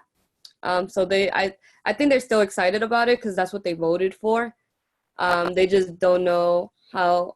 They just need to like see it by themselves, like with the link. A lot of them were asking me at the end, will we get the link? And I was like, yeah, Sandra will make sure you get the link. But there was not much communication, and we like try to lead it. Me and Makadis were saying different things, but it was really hard. Some people were just on their phones, or like some people would not get off mute. And I didn't want to be the person to unmute someone and then they can't really talk. So I offered them to like speak in the chat, but I'm glad they did vote. So obviously they were paying attention and were attentive about voting on which action they should do. I think they were not clear that there's multiple actions to be done, but they don't have to do all of them. But then they figured that out at the end, which was really great, because we don't want to put too much responsibilities on them. Whatever they think they can do, they should do, and if they want to do it. Yeah, I think there should have been a lot more engaging moments, but I don't know what happened this time around. I don't know if people just had stuff going on at home or something happened earlier. That's what I just want to assume. It was not because they were like out of the range, out of like, I don't know. But it wasn't as frustrating as like before, when I think it's more frustrating when I'm outside of YVote trying to contact them than when I'm inside, because I can still see that they're there. But yeah, it was just a little. Oh, that's interesting. That's. And then like the beginning, I really liked it because a lot of people had a lot of opinions, and it was good to hear that the way they were connecting, because sometimes they'll like just go at it with each other, and then like this time around I saw some sort of I don't know, empathy, or like they wanted to listen to the other person and stuff like that, and they were willing to see a different perspective from like last time, because sometimes people were like interrupting each other and stuff from the other collective meeting. But I think it worked really well in the first half than my second half. But yeah. Divine. What are your thoughts? I think it really helped in my group to have assigned facilitation roles. And the folks that signed up for their facilitation roles did fantastic in leading the group through the agenda. I only had to like answer clarifying questions and make some clarifying points. But other than that, I think from my side, the meeting went well. We got through most of what we wanted to get through. I think the only thing that was missing and that we didn't get through was assigning folks to or talking about the social media platforms that folks were interested in using, and also talking about or really getting into the nitty gritty of the different topics they brainstormed for the curriculum. Other than that, we were able to assign some folks or everyone present to topics that they were interested in working on for the curriculum and getting most folks onto Slack. I have to make sure everyone else who had a little trouble getting onto Slack really did get onto Slack. And that's my follow-up. But otherwise, I think we're in a good spot with the campaign.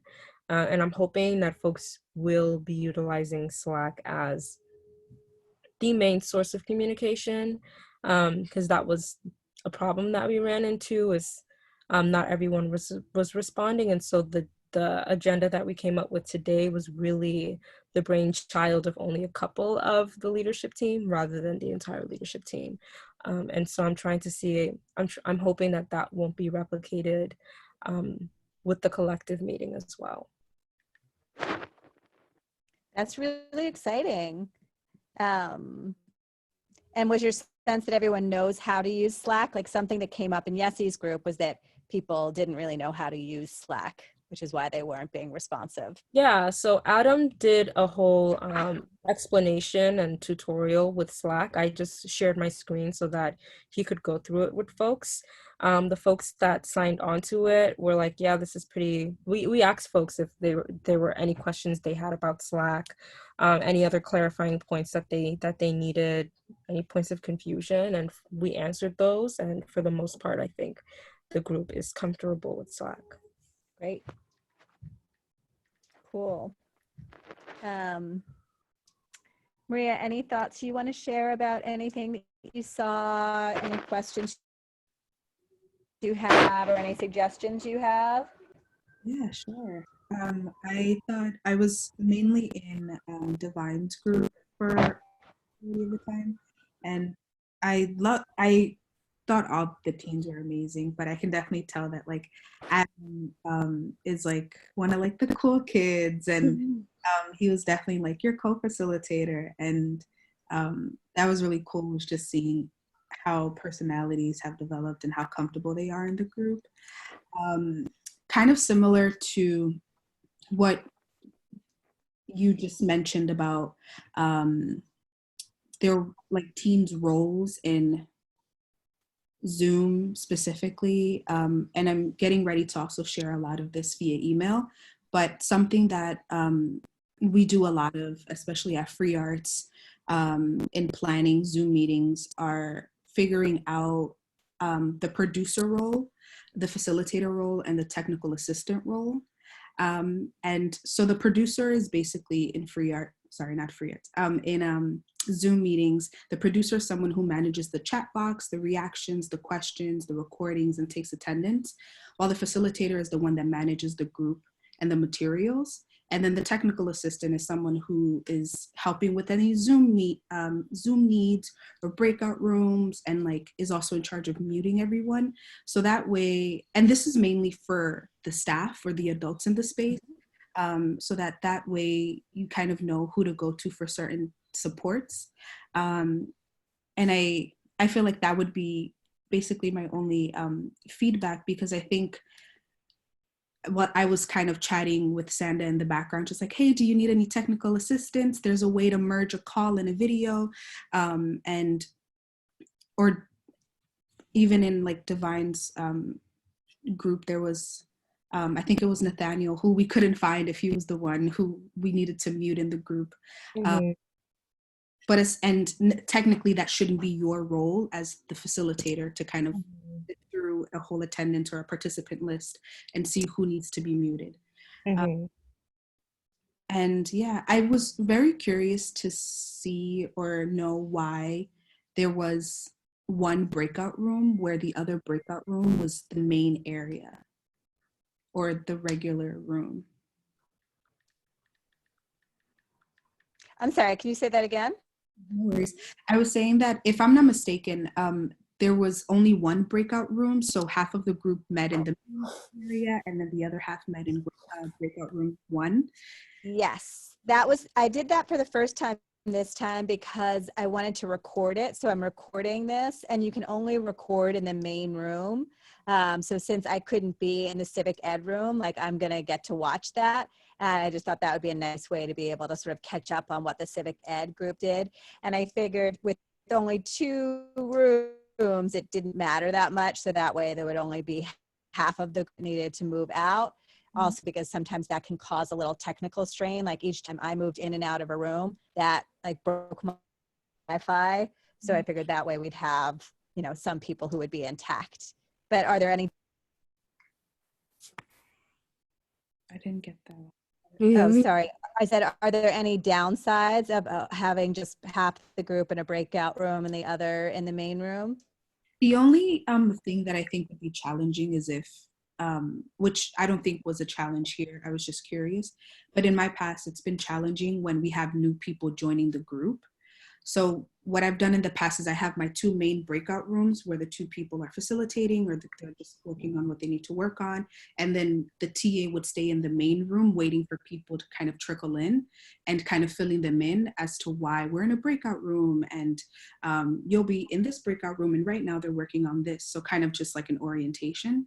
I don't think there were any teens that joined later than breakout rooms, but for sure, just like something to think about in case you do a breakout room earlier in the meeting, and you just have like a random teen very confused as to what they just walked into, or a random adult, which has happened. Yes, that I was aware of, and I was actually keeping an eye on the main room to see if anyone new came in, which isn't optimal, but I thought was best for tonight. But yes, that could be an issue in the future.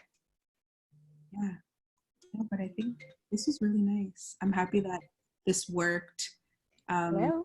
Is this the time that... Hello? Hello?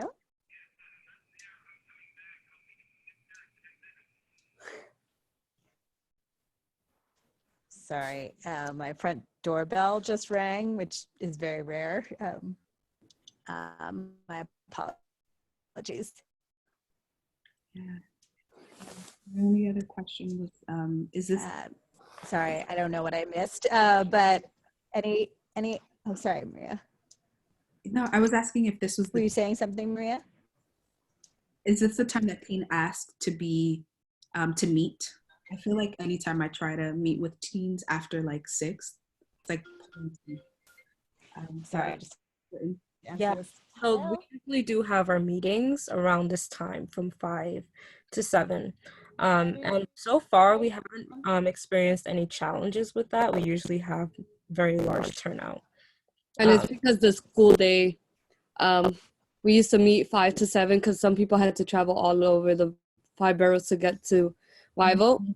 But now like they're doing online, but some schools are not like 4. So we took that into consideration. That's, yeah, I just realized that that's definitely something different that I've done, because we do workshops on the weekends, and then now that everything's virtual, we start at around 4, or else I feel like we're gonna just lose teens. Right.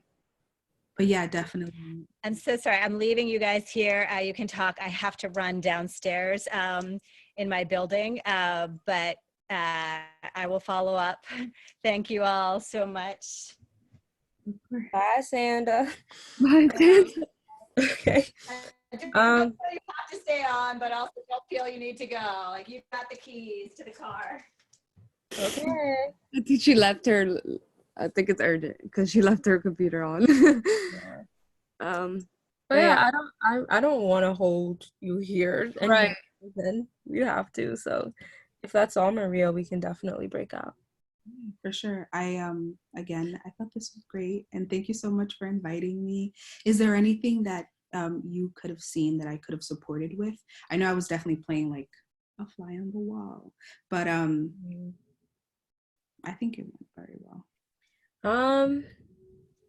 I think it was fair that you were doing like how you were doing it, because you didn't know the agenda, so it was a little harder. It would have been a little harder for you to jump in. I know I would have done the same thing if I wasn't given the agenda, because then I didn't want to like get things off track. So I think you did good of observing and giving us feedback, because that's what we need after the meetings.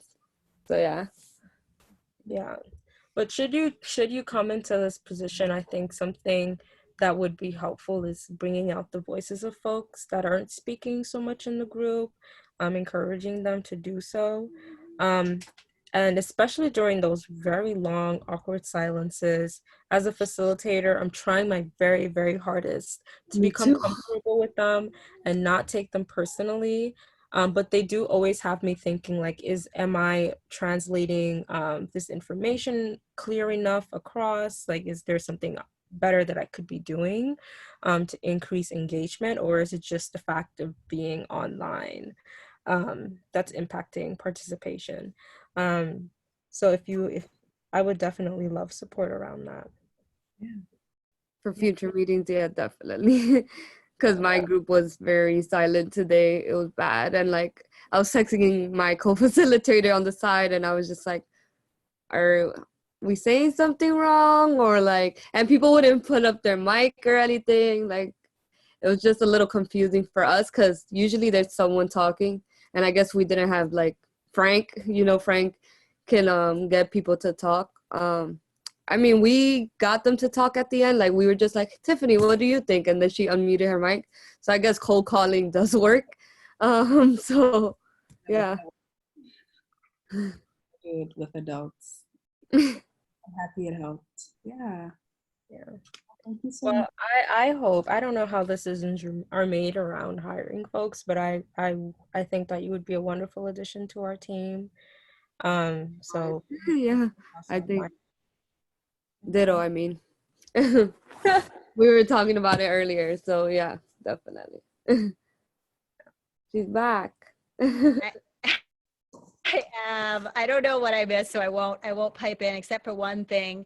Do you guys think that we should require people to be on video unless they have an extenuating Wi-Fi situation?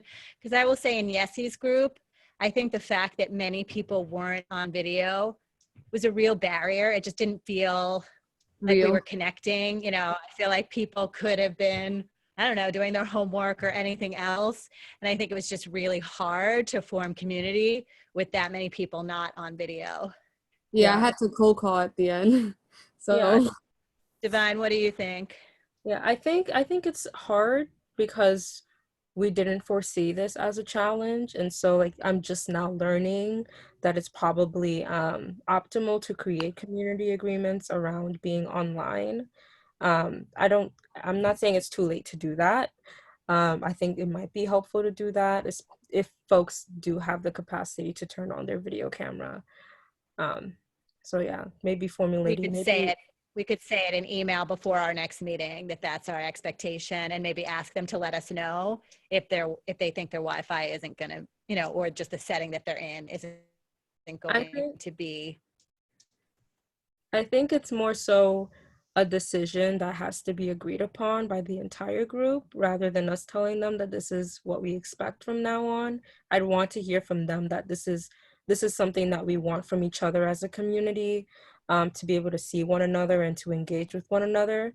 And I think those community agreements could go beyond just asking them to be on video call. There are other community agreements like not privately chatting someone to the side if it's not absolutely necessary, like things like that, to make sure that folks are on task and are in community with one another.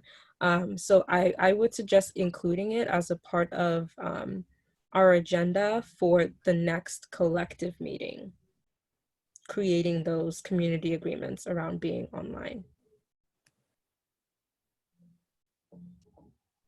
Did she freeze out? Yeah, I hear you. I mean, I would want to, can you hear me? Yeah. No? Yeah. You know, it's just a trade-off of time, you know, to figure out how to do that with authenticity in the limited time that we have. So figuring out, but I think we can figure it out if you think it's important to get their buy-in for that. And maybe resurrect. We do have community agreements, but I think it's time to like resurrect them and make them explicit. Many people have joined the group since then, so they do need to be recapitulated. And certainly we'll do that at the beginning of the summer sessions. Yeah. Any other last thoughts for tonight? I'm going to send a follow-up email like I promised with, you know, those links and various things. Is there anything else that we should communicate that's on your mind that we want people to know before we meet again? I don't think so. I think the only thing that wasn't brought up was the grants, but I think that's it. I think we decided not to bring them up, although Divine, maybe I didn't have that conversation with you. I think that was a conversation Nessie and Mokatis and I had last night, that we all thought it was just going to be confusing and not helpful, so that we weren't going to introduce them. But did it come up? But, you know, we're open to it if you think it would be helpful for your group. We said we wanted it in the leadership meeting yesterday. I don't know, just adding that in there. Oh, I didn't remember that part. Okay. Yeah. No, Divine, do you think, would mini group grants be helpful for any of the work that your group is doing? I think possibly. I don't know from my perspective, but they might have some ideas. So the thing that we don't want is for it to become a distraction of like trying to create something, you know, for the grant to do it. So maybe just if you give some thought, or maybe, you know, you and Adam, or you can do it with, you know, all the campaign coordinators, as to whether you think that there's any way that mini grants would be helpful fuel, you know, and not a distraction, but something that would better and more quickly or more robustly enable the work to get done. Okay. Does that work? Okay. Maria, any parting thoughts, and thank you in advance for sharing those Zoom pro tips. Those will definitely be very, very helpful. Yeah, for sure. No, just again, thank you so much for having me. It would be more than a pleasure and an honor to have the chance to work with y'all again. Great. Well, thank you so much for being so generous with your time and thoughts today. We really enjoyed getting to spend the time with you and appreciated your turning it around on a dime and being able to join us for much of the meeting tonight. I am sorry that you missed the first part, just because there you really got a feel for like the YVote community and like the kinds of dialogue that happen. But next time. For sure. And there's a lot of flexibility. I know that this might be the time that y'all meet with teens, and there is a lot of flexibility for me to change up my schedule at Free Arts, where I start earlier and end earlier. So I do end at 6. Oh, that's great to know. Flexibility there, where I can start at like 9 and end at 4:30 or 5. Okay, on that Tuesday, that would be great, because yeah, we do start during the summer. I think we start a little bit later. I think we do 5:30 to 8:30, but during the in part, I mean, it's not so much.